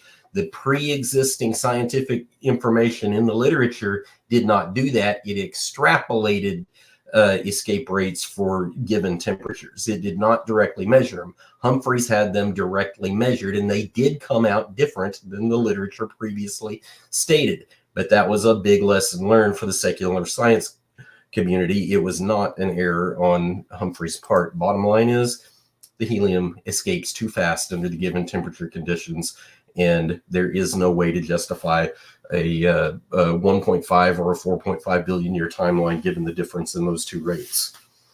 Okay, TRock. Just quickly, I didn't say that it was actually the diffusion of helium into zirconium that I talked about. But just totally off topic, please, we are running out of helium. Please don't use helium balloons if you are concerned about the helium stocks in the Earth at the moment, because it is estimated that we will run out, and it's really useful substance for things like MRI and imaging. So please don't use up helium. Thank you. Okay, thank you, Mark. And what we'll do for this Q&A, I think, as everybody knows, whoever the question's for, we'll just make sure they get the last word, and then we'll move along smoothly. So here we go. Next question comes in from Dave H. Dave, appreciate the question. Now we got a question for you, TRock. So we got a nice healthy mix, I believe, of questions for the both of you. He's asking, TRock, if you think that radiometric dating is flawed, why do scientists around the world build complex machines to date things? Why would they bother? Oh, TRock, I think you're on mute. Thank you. To be specific, scientists don't build complex machines to date things. They build complex machines to count isotopes. That's what they're doing. They're interpreting them as dates. Is there a benefit to counting isotopes that has nothing whatsoever to do with a date assignment? Absolutely. It's how you determine what types of minerals exist in the world. What are you going to do with those minerals? Are you going to turn around and, material sciences are highly dependent on those sorts of things. So there is a benefit to understanding that it's not strictly done in the context of origins. Okay, thank you, TRock. Mark, over to you. No, I'm good. It's a good question. Oh, okay. Let's let me just see. I want to try and go back and forth. One for Mark, one for TRock. So I'm just looking through these questions. See one for Mark. Okay, I see one for you here. Who, what, when? $10 super chat. Appreciate the support. And his question for you, Mark: are there any actual scientists who disagree with an old Earth and an evolutionary premise? Yeah, I mean, there are young Earth creationist scientists who do disagree, but that's sort of not how we evaluate what scientific consensus and current theory is. They also have been pointed out that, I mean, it's not like they're not actual scientists. It's just their methodology has been called into question in multiple papers that have come up about the experiments that they have done. So while their papers can't seem to pass peer review, which is being subjected to academia and everything they know to see if they have consistent and reliable results. So I'm more levering the idea that their methodology is not up to standard, not that they're not scientists at all. Some of them have worked on other things that they've been very successful at and done valuable research for. I'm not minimizing their achievements. I'm calling into question, as is the mainstream scientific consensus about the work they're doing on this particular subject. Thank you very much, Mark. TRock, anything you'd like to add? Go ahead. So yeah, it's a good question. It does kind of highlight a couple of important points. One is that peer review is a horrible metric for determining whether a scientific writing or research of any kind belongs in the open literature. It's a horrible metric. Peer review has allowed more garbage into the open literature than you can shake a stick at. Having said that, the problem with all of origin science is you cannot use one shred of it to develop real-time technology or medicine. This is always one of my biggest arguments against it. It's completely worth the tenets that are exclusive to deep time are completely irrelevant to technology and medicine both. You can't develop a pill that's going to cure you in 100,000 years. That's nonsense. You can't develop a cell phone that works on what the time is 3 billion light years from here. It's completely irrelevant. Deep time, again, those fundamentals that are exclusive to deep time have nothing whatsoever to do with technology and medicine, whereas the tenets that are exclusive to young Earth creation have everything to do with developing medicine and technology. Mark, you get the last word. Yeah. So, I mean, when it says nothing to do with it, the methodology is the same, or the scientific methods are the same. There's various different ones, but use the same sort of overview method in order to do it. So they do have something in common, and that's the way we've been able to advance all technology. Everything that we have, computers, phones, everything is part of that process. And I agree that peer review isn't perfect, but it's the best method that we have at the moment. Because if we're going to skip peer review, then we've got to publish flat earthers, we've got to publish psychics, we've got to publish, people who believe that fairies are at the bottom of their garden, as long as they write a paper about it. The whole idea is that we have to have some kind of process to eliminate results that have been collected incorrectly, things that have dubious scientific nature, and that's the process. And that's fine if you want to believe that that's not to your liking, but you can't sit here and say that that process isn't great, so just let me do anything I want. That's the process we have with science. And that's the process that has given us every single major technology that we use today. Sorry about that, but that's the truth. Thank you for the final word there, Mark. And moving on to a question for TRock, coming in from Creationist Crybaby. So CC's coming at you, TRock, and he's asking, explain how several radiometric dating methods of meteorites and the oldest Earth rocks give ages over 4 billion years. I think I've already fairly thoroughly explained this.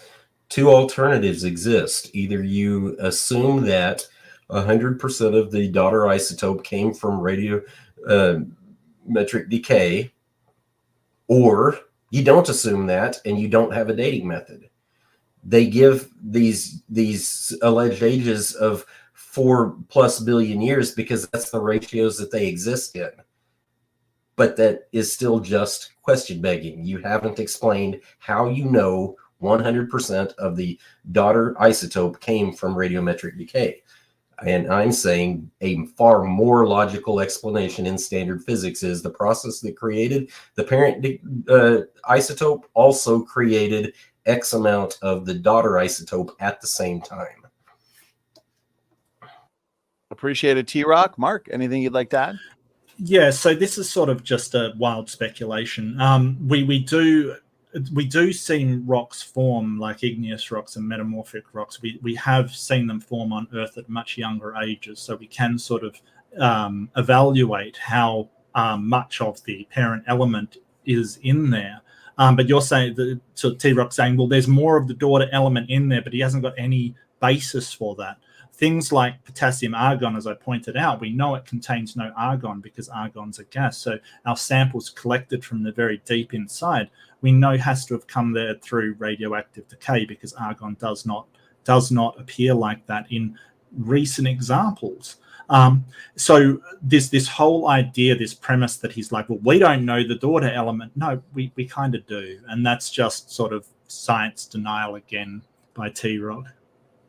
Thank you, Mark. TRock, you get the last word. Question was for you. Yeah, that was not science denial. What Mark described was the formation of an igneous rock, not the origin of the elements that comprise the igneous rock. Those are two different things. And so he's not really broached the subject of where did the elements, the first appearance of those elements come from. Nobody knows. It's entirely speculation how the Earth formed, and it defies physics anyway. You can't get a rocky body formed the way the Earth is by dust flying through outer space until it finally coalesces and a star explodes, and then you get star debris flying through space until finally enough of that collects around another star that hasn't yet exploded until it finally gravitationally collapses on itself and forms a planet. None of that is science. It's all 100% speculation. And as far as Mark's comments on the presence of or lack of argon in modern samples, no, go get some modern igneous rocks that for example, in Hawaii, their volcano there, Iceland, where am I thinking of? Is it Iceland? They had a volcanic activity here fairly recently. Anyway, go get any one of those recent deals. You'll find argon in the lava flows and in the ash. It'll be there. And that's been a main problem. One of the things that many modern or many 21st century scientists have done is ignored taking those control samples and looking for it. They've just assumed that argon escapes so quick that it can't be there except by radiometric decay. But modern volcanic activity shows the exact opposite. Okay, thank you, TRock. Next question comes in from Carmine, and now it's for you, Mark. So thank you, Carmine, for the super chat and the question. Question for Mark: was the singularity in space, or was space in the singularity? Neither. The singularity was space. It was all of the universe. So this idea that the singularity was in something, or in something was in the singularity, that's not accurate at all. It's the singularity was the universe. So when you're saying, and it's space-time, not just space, neither was in either. They are the same thing. It's just that the singularity describes a state of space-time where everything is compressed into one very, very massive and localized area. Appreciate it, Mark. TRock, anything you'd like to add? Massive and localized area. Massive. Okay. Yeah. Now, what Mark described, this singularity, it's all mythological. Nobody's ever seen such a singularity. You can't measure it. You can assign whatever ghost physical properties or quantum mechanical properties you want to it, because it's entirely mythological. Singularities just don't exist. Somebody's got one. I'd love to see it. Okay, thank you, TRock and Mark. If you wanted a final word, go ahead. Yeah, so it's not mythological. It's basically science taking back from the expansion of the universe that we can prove with redshift, the way that galaxies are moving away from us. And if you extrapolate that back, it describes a very hot, dense state. Now, it is true that we can't see sort of into the singularity, because once you get to that point, the laws of physics kind of break down. But we can see up to one Planck length, which is a tiny, tiny amount of time after that singularity. So Big Bang Theory, while people think it sort of is there to explain the origins of the universe, it doesn't in reality. What it does is it explains the rapid expansion of the universe that we see. And all of this is science. It's not mythological. Mythology is a book where a god created water and then sort of used it somehow to magically create a magnetic field around Earth. That's mythology. You know, you can throw in the talking serpent and the talking donkey in there as well. Okay, thank you, Mark. And next question is now for you, TRock, and this comes in from John Rapp. And John is asking you, how do you explain the hundreds of meters, up to 1,500 meters, of limestone deposits around the world in a young Earth creation time frame? And he says it would be impossible for that much biomass. Go ahead, TRock. Yeah, not impossible at all. I've seen some very bogus calculations done to try and imply such things impossible for that much biomass. No. How do you get hundreds up to 1,500 meters of limestone? Well, the short answer is limestone's basically created in a number of ways. One of them is chemically. It can be produced chemically very rapidly, and it can also be created. Limestone can be created by basically pulverizing the hard shells of crustaceous animals. So the question is, it's not 100% in that answer. What you have to understand is that if you're calling the limestone itself a biomass, you're misunderstanding limestone formation, because it can be produced chemically. So you don't have to convert 100% of all limestone on Earth into some sort of pre-existing bioform. It's just not legitimate science. It would be much more accurate to assume that probably the majority of existing limestone comes from chemical processes, and the places where it's apparent that it's not all from chemical processes is where you see a lot of fossils embedded in it. in which case you can assume that it's probably a combination of chemical processes as well as pulverizing pre-existing living bioorganisms. Okay, thank you, TRock. Mark, the floor is yours if you had anything to add. Yeah, so while it is true there's sort of chemical ways for limestone to form, the vast majority of it has been sort of calcium carbonate by organisms, shells and that kind of thing, which has created limestone.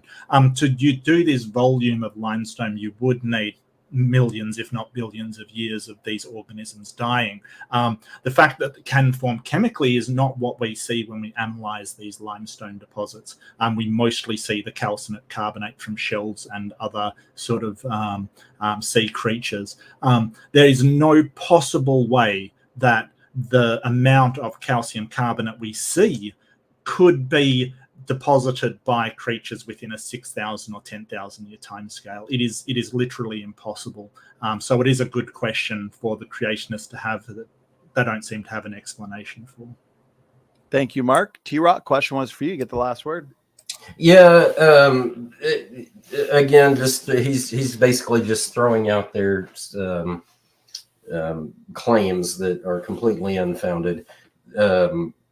When it comes to limestone and how many organisms it might take to create again, no scientist on the planet knows what percentage is chemically accounted for and what percentage is biologically accounted for. But what we do know is that what I know personally, because I saw a guy with a PhD do this, basically miscalculate and misrepresent this argument altogether. And how he did it was he said, okay, there's what are the belemnids? Belemnids are basically the little tiny conical seashells that are akin to squid and what's the other one? I apologize. I'm getting a little bit tired here, but anyway, Cuttlefish. Yeah, cuttlefish and other types of that type of creature that basically live inside conical shells like that. So thank you for that.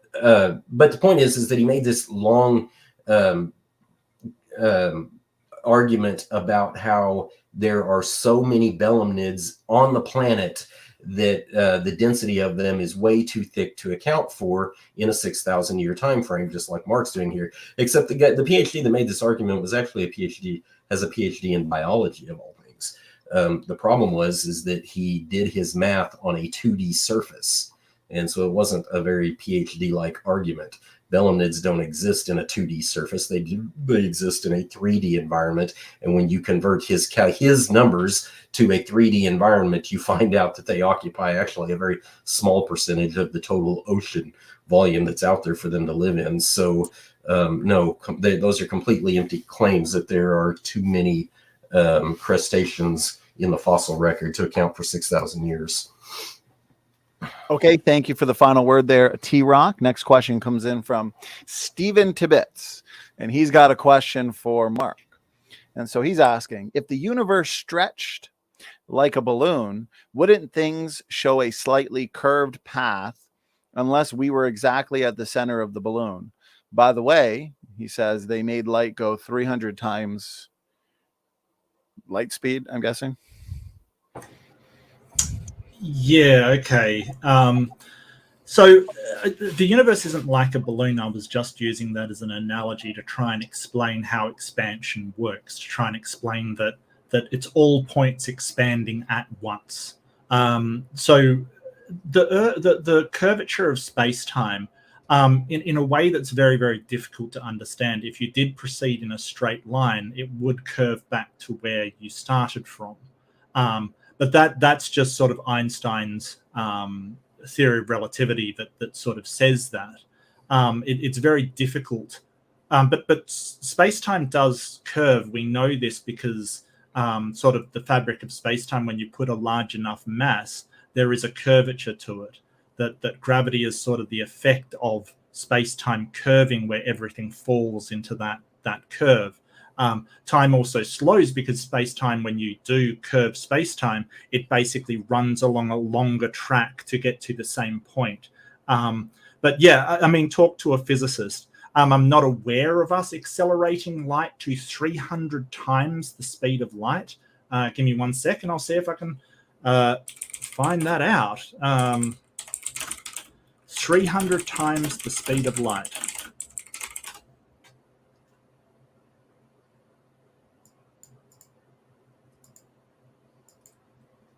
Yeah, I'd have to get a citation for that one, I'm afraid. If you could just cite me, that'd be great. I appreciate that response, Stephen. If you are in the chat and you feel like you want to cite a source, I can certainly put that up. So, TRock, anything you'd like to add? Go ahead.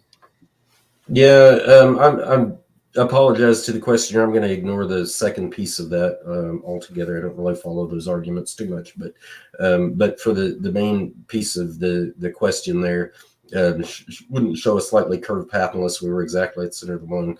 Well, and this is what I was saying earlier. The Big Bang predicts a fourth spatial dimension that doesn't exist. It's space itself is very three-dimensional, the same way we experience it right here on Earth on a very small scale. But it's not there. The Big Bang is pure mythology. It's the modern mythology. It should produce some curvature that is detectable across distances of space, but it's not. The only thing that is detectable, Mark alluded to, is that okay, you can see some gravitational lensing from very massive bodies like black holes, but that's not the same as a fourth curvature dimension to space. Okay, TRock, appreciate it. Mark, to be fair, you can have the last word if you'd like to. Question was I think I found it. So this is sort of gain-assisted superluminal light propagation. So while nothing can exceed the speed of light, space-time can do whatever it wants to. So, for instance, a theoretical wormhole where it's basically folding space round so that you're not traveling faster than the speed of light, but instead you're taking a shortcut, that is possible. However, you would have to propose the mechanism for doing that. As far as I understand it, the superluminal light propagation experiment used tunneling barriers and sort of gain lines to cause the light to reach there faster. That does not mean it traveled faster than light. That what you've got is sort of probably a media broadcast about the science without actually understanding what they actually did. So the light did not travel faster than the speed of light. Instead, they used shortcuts to make it reach the destination faster, but they didn't actually make it travel faster than the speed of light. Okay, thank you, Mark. And looks like we've got, as we start to wrap up the Q&A, looks like we've got a couple questions that are directed at the both of you. So this one comes in from Nikola Edison, and he's got a question for the both of you. So he's asking, what do both of these gentlemen think about the ancient ruins found in Turkey that are said to be around 12,000 years old? I guess since Mark started with the last one, TRock, you can start with this one if you'd like to. Okay. They're said to be around 12,000 years old, but are they? It's the same basic problem. One of the very fine points that creationists make, and no, this is not flat Earth conspiracy, and it is the reality of the way the world works. There are no absolute dating methods. Zero. Either you were there and you know when something happened, or you weren't and you don't, and you have to kind of guess or approximate. So the 12,000 year assignment that you're talking to, let's just say, I'm not familiar with the specific example, but let's say, for example, in this case, we're talking about carbon dating. So carbon-14 dating has a calibration curve to it. How is it calibrated? Well, in more modern times, it's fairly straightforward. If you find an axe handle that has a known age, you carbon date it and you adjust your carbon ratios to account for the age that you know the axe handle is. Go back further. It's not an axe handle anymore. Let's say it's a I don't know. Let's say it's some debris left behind in a jar of pottery, a pottery jar, for example. You're going to carbon date that. How do you know how old it is? how are you going to calibrate the carbon age you get from it? What you're going to do is you're going to use the archaeological context to produce the date and verify it against the carbon ratio, and then you're going to adjust the carbon to match the archaeological context, not the other way around. The further you go back in time, the more difficult that becomes, because you start, even archaeological contexts start to get really fuzzy. And so as carbon dating goes, once you get past about 3,000 years in the past, it starts getting fuzzy really fast. By the time you get 5,000 years, it can be outright difficult. By the time you get to 12,000 years, you're so far out beyond what people actually know that the 12,000 is a guess, and now you're using other means to calibrate. You're either using the short part of the timeline you do know and extrapolating out that far, or you're quote unquote cross-confirming it against other methods, such as let's say carbon copper alloys and stuff like that. There's some isotopic evaluation that can be done to produce quote unquote ages. At that point, you're calibrating one rubber ruler against another. The stuff that is in Turkey is not 12,000 years old. If they're ancient ruins, it's guaranteed that they're less than 6,000 years old, and the calibration curves that are used are just flat out wrong. Thank you, TRock. Mark, over to you. Yeah, so this is sort of what is hailed as the world's first architecture, and the whole rubber ruler thing is a complete science denial by TRock. We don't just use one method like radiometric, we also use a variety of other methods to date it, and they all have to be cross-confirmed and things. So what we have here is basically TRock trotting out a whole massive, oh, well, it's all a coincidence that these things came up with the same dates. It's all a coincidence that they all match up. Don't forget that potassium, argon, uranium can be used from 1,000 years onward. So there's no problem dating these under that method. It's just that anything under that, we get wildly inaccurate and inconsistent results. So there is a place for these dating methods, and they all seem to agree, which TRock sort of hand waves away and says, oh, well, your dating methods are inaccurate. But what he doesn't explain, and fails completely to explain, and there's no physical evidence for, is why all of the dates match up with different evidences. He hasn't explained that. And yes, we can, get archaeologists to sort of estimate date ages of civilizations and things. That's what they do. So there's another field that TRock wants to wave away and say, hey, they can't possibly be right. And why? Because he has a religious belief. That is the only reason why. If there was no religious belief that he will believe over any physical evidence, he would not be hand waving it away. But that is what he believes. So the bias is clear. The correlation between these dating methods is clear. The correlation between archaeologists and architects and people that understand structure is clear. The ice cores are clear. All of this evidence is clear. And basically TRock will do anything to make excuses for all of them correlating to the same dating methods. There is no problem with dating this stuff. The only problem is in TRock's head. Okay, Mark, thank you. And to the both of you, thanks for your responses. It was a question for the both of you, so we're going to move on. And I've got 2 super chat questions that just came in. So what we'll do is get through those. And then we're going to shut her down, as we're now at about 33 minutes in terms of the audience Q&A. So time flies by, I got to say. And I do want to thank the debaters tonight for their time for this debate that is going to be close to 4 hours. So here we go. Last 2 questions, the super chats, and it looks like they're both questions for you, TRock. So this one comes in from Ray AI. Thank you so much for the support and the question. So question for TRock. If the world is really young, why do most scientists reject your model if there's so much evidence for it as you claim? Why are the experts so anti-creation? Go ahead. So that's a good question, and it's a fair question, to be sure. The reason they reject my model, and it's not my model, I just happen to strongly agree with it based on both the biblical and scientific principles. But the reason they reject my model is because before you can collect data and make it mean anything to you, you have to have a way of thinking about that data. In other words, Science is not this standalone, all-knowing entity that kind of sorts itself out over time. There's a philosophy behind it that exists before the science does.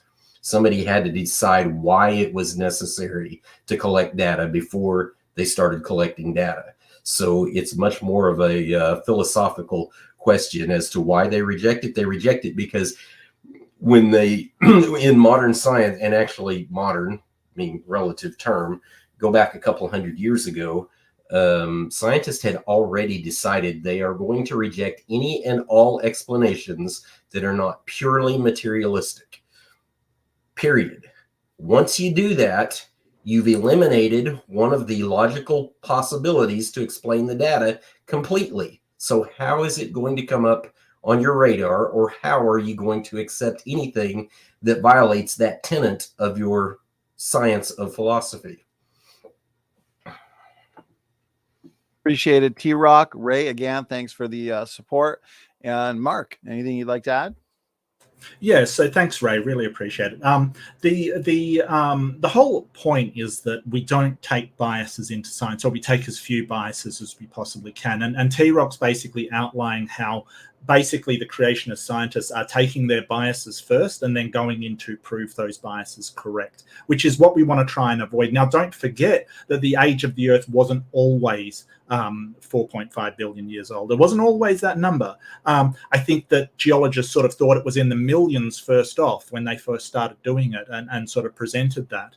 And that was accepted for a long while. As we have gotten better and better and better at our scientific knowledge, we have gotten more and more accurate at dating the Earth. But this is something that's been happening gradually. It's not like scientists just went, well, we're gonna decide that the age of the Earth is millions and then implemented that. No, it's always up for debate, absolutely. But you have to come without your religious bias, without your you have to have correct scientific dependable methods, and that is what the creationists are not doing. They're not anti-creation.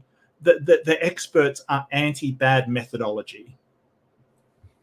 Okay, thank you, Mark. And TRock, quick final word. Yeah, thanks for that response, because it really kind of reminds me of the gist of this whole debate, because Mark brought this up earlier. Bad methodology. No, what it really boils down to is the methodology. There is not one methodology in science. There are actually two in secular science and one in creation science. The two in secular science, and it's why the ancient Earth and ancient universe origins model is so completely wrong, is because the method used in secular origins is one of pure extrapolation, and it's mutually exclusive to the method used in modern technological and medicinal development, which is interpolation. They're mutually exclusive. You cannot use interpolation on deep time origins studies, and you cannot use that type of extreme extrapolation in deep time origin studies in the development of modern technologies, material sciences, and medicine. They just don't work. You could never extrapolate orders of magnitude to that degree in order to produce a bridge, a cell phone, a cure for a disease, for example. It won't work. There are repercussions for doing such things.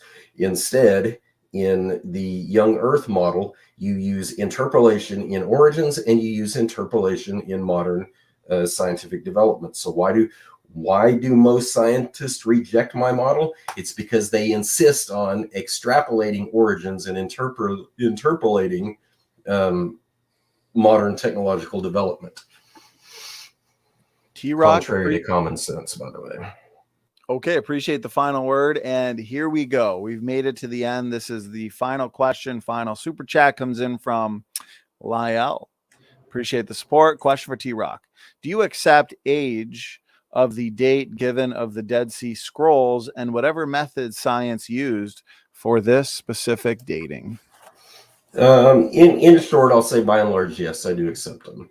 I'm not sure exactly what you're getting at. Are you saying, okay, there because, and I believe carbon C14 dating is what was used on the Dead Sea Scrolls.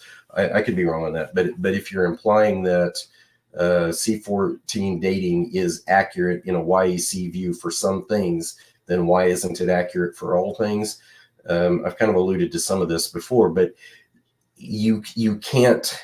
The C14 method that was used was already calibrated against known standards, both before, during, and after the era of the Dead Sea Scrolls. So it falls inside of a well-documented, calibrated segment of C14 time extraction.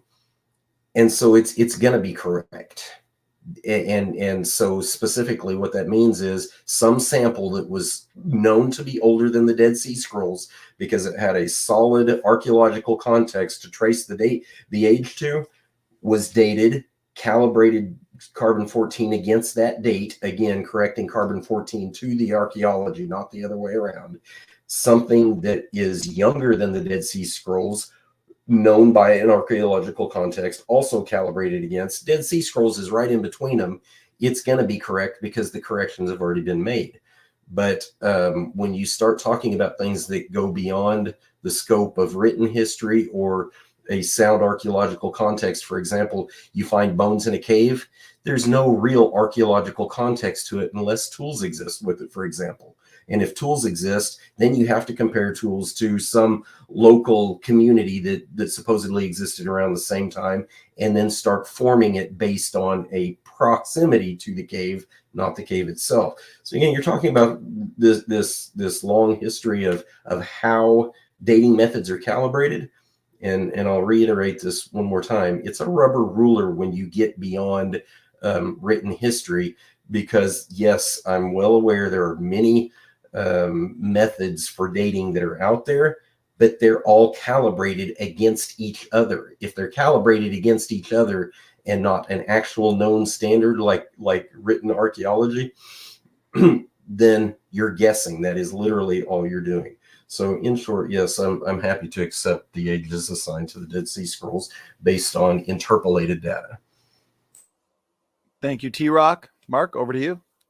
Yeah, and thank you, Lael. What an amazing question. Very amazing, I got to say. And yeah, sort of this shows the bias, because what we've got is that when it comes to scientific standards and the scientific dating provided by science for other things, it is, you can't tell the amount of carbon that was there, you've got it wrong, you can't tell, it's a rubber ruler, it's not accurate. Then when it comes to something that is in his worldview that he wants to believe, suddenly radiocarbon becomes incredibly accurate and can be relied on to date the Dead Sea Scrolls. It just shows the bias, because even though it was written history, we still don't know the amount of carbon that was there at the start. That's his argument. That's not mine. That's his. So for him to accept the dating method as accurate when it comes to certain things shows a cherry picking.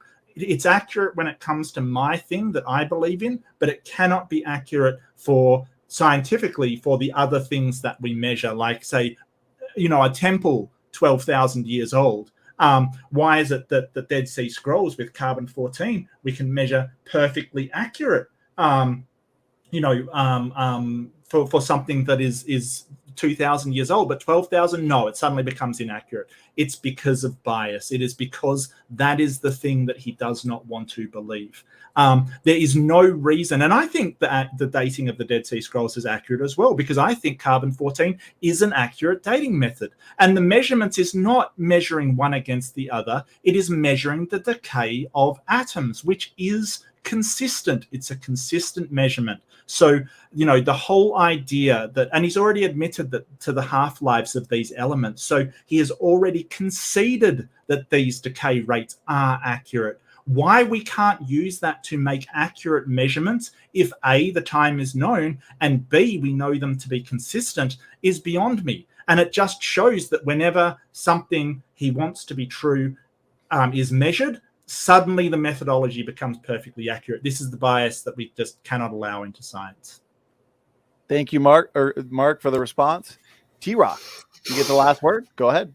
So Mark says he's perfectly fine with carbon 14 dating beyond, you know, the 5,000 years that I'm alluding to, I'm going to suggest he's going to throw in his own bias whenever he wants to. Case in point is dino soft tissue. Go carbon date some dino soft tissue.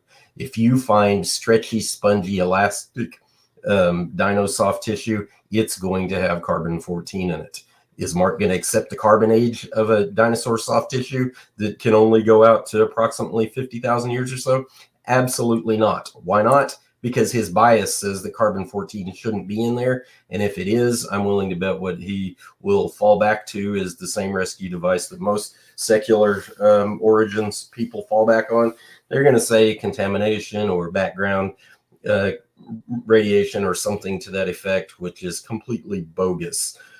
Can't be contamination in situ, because the thing that would get the contamination there would either fully permineralize the soft tissue so that it wouldn't be soft tissue anymore, or it would completely destroy it so that it wouldn't exist anymore.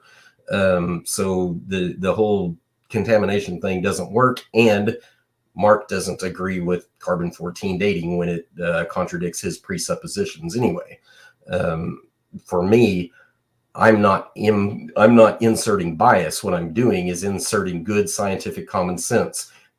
Interpolate between known data points. That's the point. When you get to 12,000 years, you're not interpolating between known data points. You're extrapolating beyond the most distant data point you have, which is only around 5,000 years or so. Schweitzer didn't find carbon-14 in that soft tissue sample. Sorry, you don't get the last word on that. Sorry. Yeah, convenient, hey?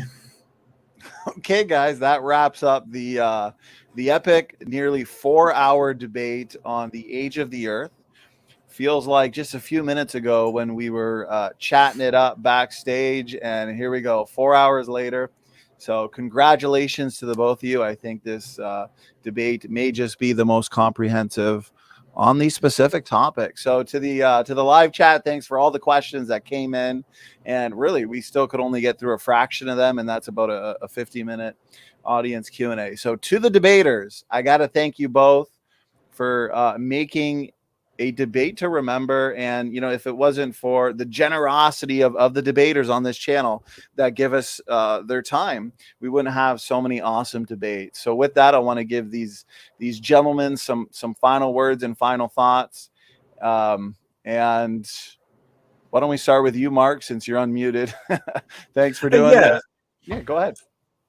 Sure, no problem. Thank you so much, Johnny. Thank you, TRock, for being my interlocutor. I as I said, I really go visit my channel if you do want sort of science and a sort of thinking person's roam through the YouTube sphere. It's a lot of fun. I do some other streams. I do some sort of fun streams upon occasion. So come and check me out. Do drop a like and a subscribe for Donnie. He certainly deserves it. And thank you for being here and listening to my case. Thank you very much. It's been a delight. Thank you, Donnie. My pleasure. Thanks for those final words, final thoughts. And yes, to the audience, if you like what you heard from Mark, you like what you heard from TRock, check the description box. You'll find the relevant links to where you can find more from these awesome debaters. So TRock, we'll hand it over to you. Thank you as well. Thanks for the time you've given to us for this 4-hour debate. Let's get some final words, final thoughts. Again, thanks for doing this. Thank you, Mark, for joining the discussion. By and large, a good back and forth conversation, I think. A lot of rabbit trails to pursue. So maybe sometime in the future we can pick one of those rabbit trails as a sure. Specific avenue to focus on. That's tough. I'll be honest with you, that's really tough. The conversation turns so broad so quick that it's hard to narrow it down like that, but I'm happy to if it could be done. Thank you, Donnie, for hosting us. You always put in a tremendous amount of work and put out a very, very professional looking product. So thank you for hosting us. And thank you to the audience for some really good questions. I really do appreciate the thoughtfulness and the insight that many of the questions provide. So I enjoyed the discussion and always happy to demonstrate that standard physics does apply in YEC. Okay, TRock, thank you for the final words and final thoughts. Great final words from the both of you. And I know the chat was having a blast tonight. We had a great chat, ton of questions, very lively chat, as a matter of fact.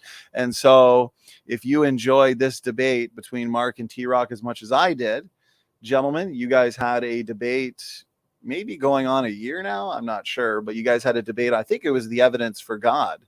And so, TRock. Oh, I thought you were going to say something. You unmuted. Yeah. So if I'm not mistaken, you guys had a past debate. So if people want to check that out, please do.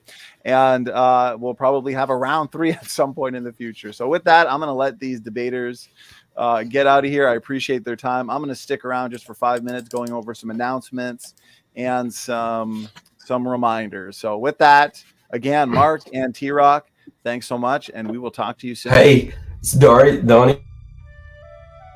Donnie, sorry, real quick. Thought I'd throw this out there. I noticed. Sorry, I apologize. I'm not trying to get weird or anything here. It's just that I did notice early in the program that Dr. Joel Duff was in the comment section there, and so I will offer an invitation to Dr. Joel Duff to do what Mark has done here and join the discussion live, not strictly from the comment section. All right, I like that. Some people like debating, some people don't. TRock, it's good that you offer the invite, but not everybody likes to. So, I understand. Get in the octagon with the with the people. But yeah, thank you so much, Donnie. All right, guys, some bonus features there. It's like a Marvel movie after credits scene, a challenge to Joel Duff. Okay, gentlemen, thanks again.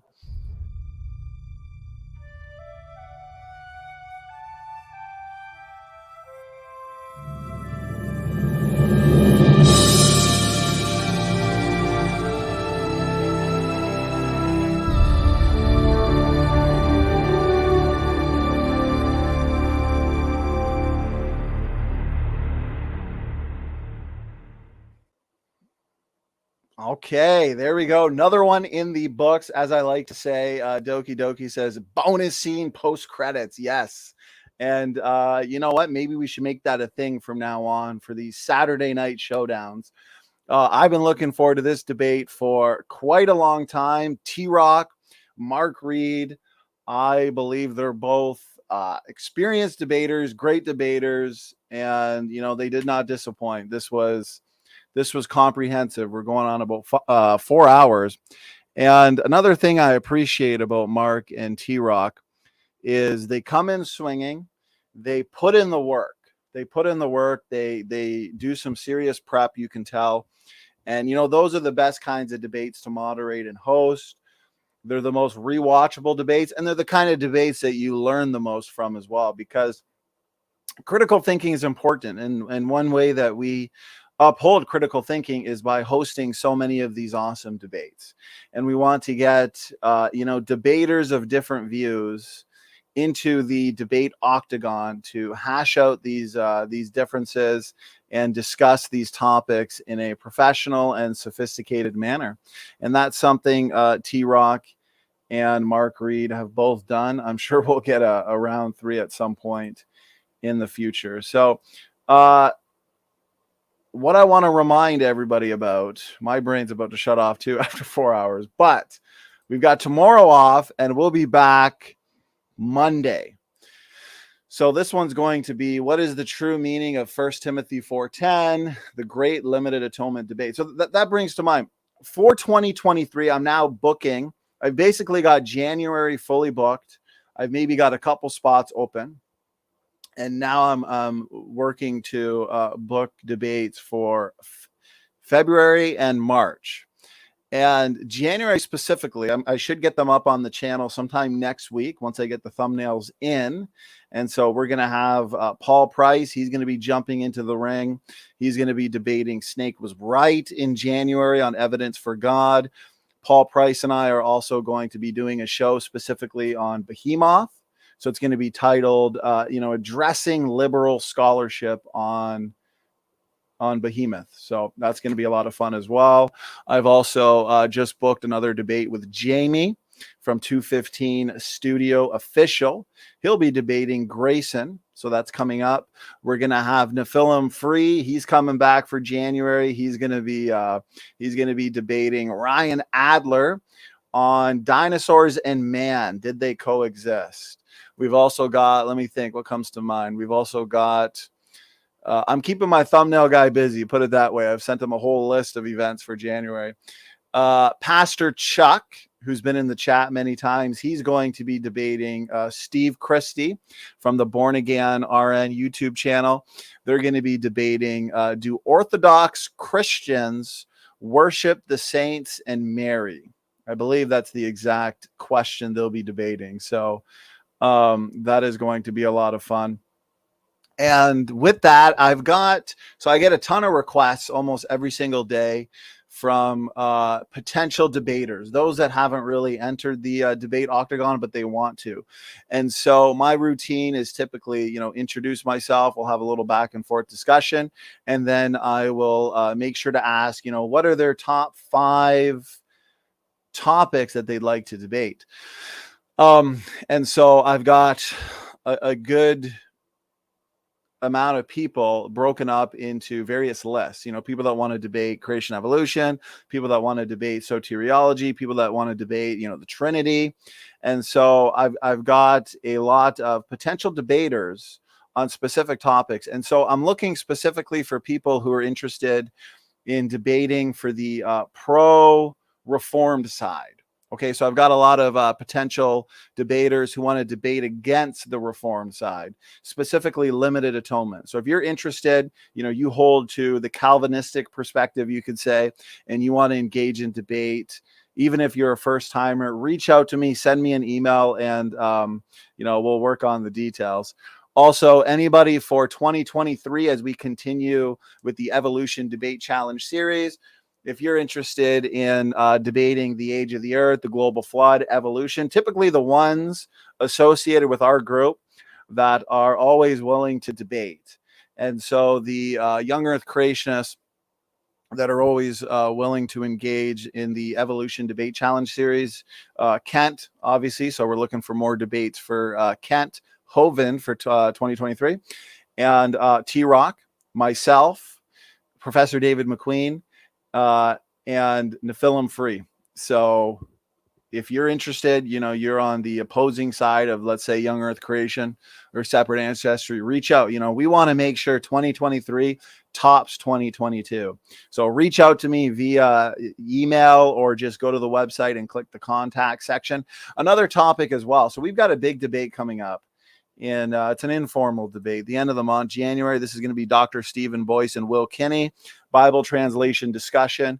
So anybody who's interested in debating against the KJV only side, I've got a couple gentlemen, Will Kinney and Nick Sayers, that have informed me that they're essentially always willing to debate that topic. So I need more individuals who are willing to debate against the King James only side. Reach out to me and we can set you up for debates on that topic. We've got a debate first thing in January, Nick Sayers versus Turretin Fan. They're going to be debating the Bible translation issue. That's going to be a ton of fun.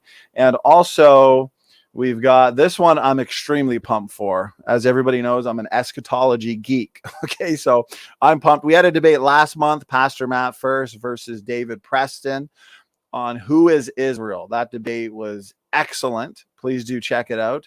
This one, Pastor Matt First, Pastor Daniel Eldridge, the great rapture debate. Is the pre-tribulation rapture biblical? They're going to be debating this topic, of course. So anybody who is of the pre-tribulation persuasion or of the dispensationalist persuasion, let me know. I'm looking for more people who are willing to debate that topic as well. So basically debating the pre-trib side. Okay, I've got Pastor Matt First, who's definitely looking for more debates as well. And so the more, the better on that topic. And Trinity versus oneness. That's another topic that I'm looking for more people to debate. So if you're interested in the pro-Trinity side, the pro-oneness side, reach out as well. And again, we'll have a back and forth, and I'll do my best to set you up with some debates. Okay, so real quick, I'm going to wind it down because let let me see here. So next week, yes, we've got the limited atonement debate. Then we've got the is all life related through common ancestry debate with Kennedy and Kent. This one's going to be fun. And then we got the Christmas special, guys. So this is going to be awesome. We've done just a ton of shows with the creation research team. They're a huge blessing. A couple of my favorite, young earth creationists. John Mackay and Joseph Hubbard. So we're going to be here. The creator came for Christmas. Jesus in Genesis to Jesus in John. Very appropriate for the Christmas season. This will be on the 21st. And we've done a ton of shows with the creation research team. They're a huge blessing. And it's typically heavy on science. But this one's really just going to focus on, Jesus, who is Jesus, the nature of God, Jesus in the Old Testament, Jesus in the New Testament, just so many important topics pertaining to the, Christmas story, I guess you could say, the birth of Christ and so on. So that's going to be awesome. That's on the 21st. Okay. And then you'll notice there's a window on the channel from the 22nd to the 26th. Those 5 days, I've intentionally not booked anything. So that's technically going to be, as one could consider, the 5-day Christmas vacation, where we've got nothing within those days. Okay, nothing scheduled, and then the fun continues the 27th and on. Since it's basically been a nonstop year, debates, interviews, presentations, books. We've published several books this year. Over 50 debates alone in the Evolution Debate Challenge series, and conferences. We had our massive conference that was 5 days, 10 events. That was at the start of September, and we've basically just gone nonstop all year. So that's just going to be a 5-day window where it's kind of a breather. And that doesn't necessarily mean there's not going to be any content during those 5 days. I've started a series called The Case for Separate Ancestry. So if you haven't yet seen that, I just put it out last, I think two nights ago. And so during that 5-day window might give me an opportunity to do episode 2. I've also wanted to do some open mics or panel discussion. So who knows, I may be able to fit within that time period some kind of open mic on an interesting topic, maybe ancestry or eschatology. Who knows? We'll see how that plays out. And I think that's pretty much it that comes to mind. So I'll look at the chat real quick, and I think we're just going to wrap it up. We're just going to wind it down. So yeah, make sure you're here for next week, especially on the 21st. Make sure you're here for our Christmas special. It will be live. We'll be taking questions. We'll be engaging you guys in the chat and in the audience. Also, we did reschedule Professor David McQueen and also Ryan Adler. So we did an open mic discussion night last week with Professor David McQueen, and that was fun. Grayson joined. It was on Noah's Ark, the Genesis flood. So if you haven't yet seen that, please do check it out. We also just hit 12,000 subscribers. So that's awesome. It's been a great year. And if you're new to the channel and you love debates, then go to the playlist section. You can also find most of them on the website, although it's always, I've got a website designer. So typically it's every month or so that I do update that. So this was actually our 257th debate on all sorts of topics. So you click this playlist, you can start from the beginning. Some of the classics from 4 years ago. I mean, look at some of these debates. Nephilim Free versus Tony Reid. Who would have thunk it? So go through these. And, the further you go down, the more recent you're going to find in terms of the debates. And you'll see kind of how the channel's evolved as well with the caliber of debates 4 years ago versus now. Okay, so nonetheless, you can check out this playlist, and 257 debates. That'll keep you busy right up to the rapture, essentially. So with that, guys, thank you so much for tuning in, and I appreciate it, Michael. So we hit 12,000 subscribers this year. Let's try and hit 13 and then 20. We'll say 20,000 is the next goal. And okay, share this content around. Thanks for tuning in. And that's a wrap up. Standing for Truth is out. God bless all.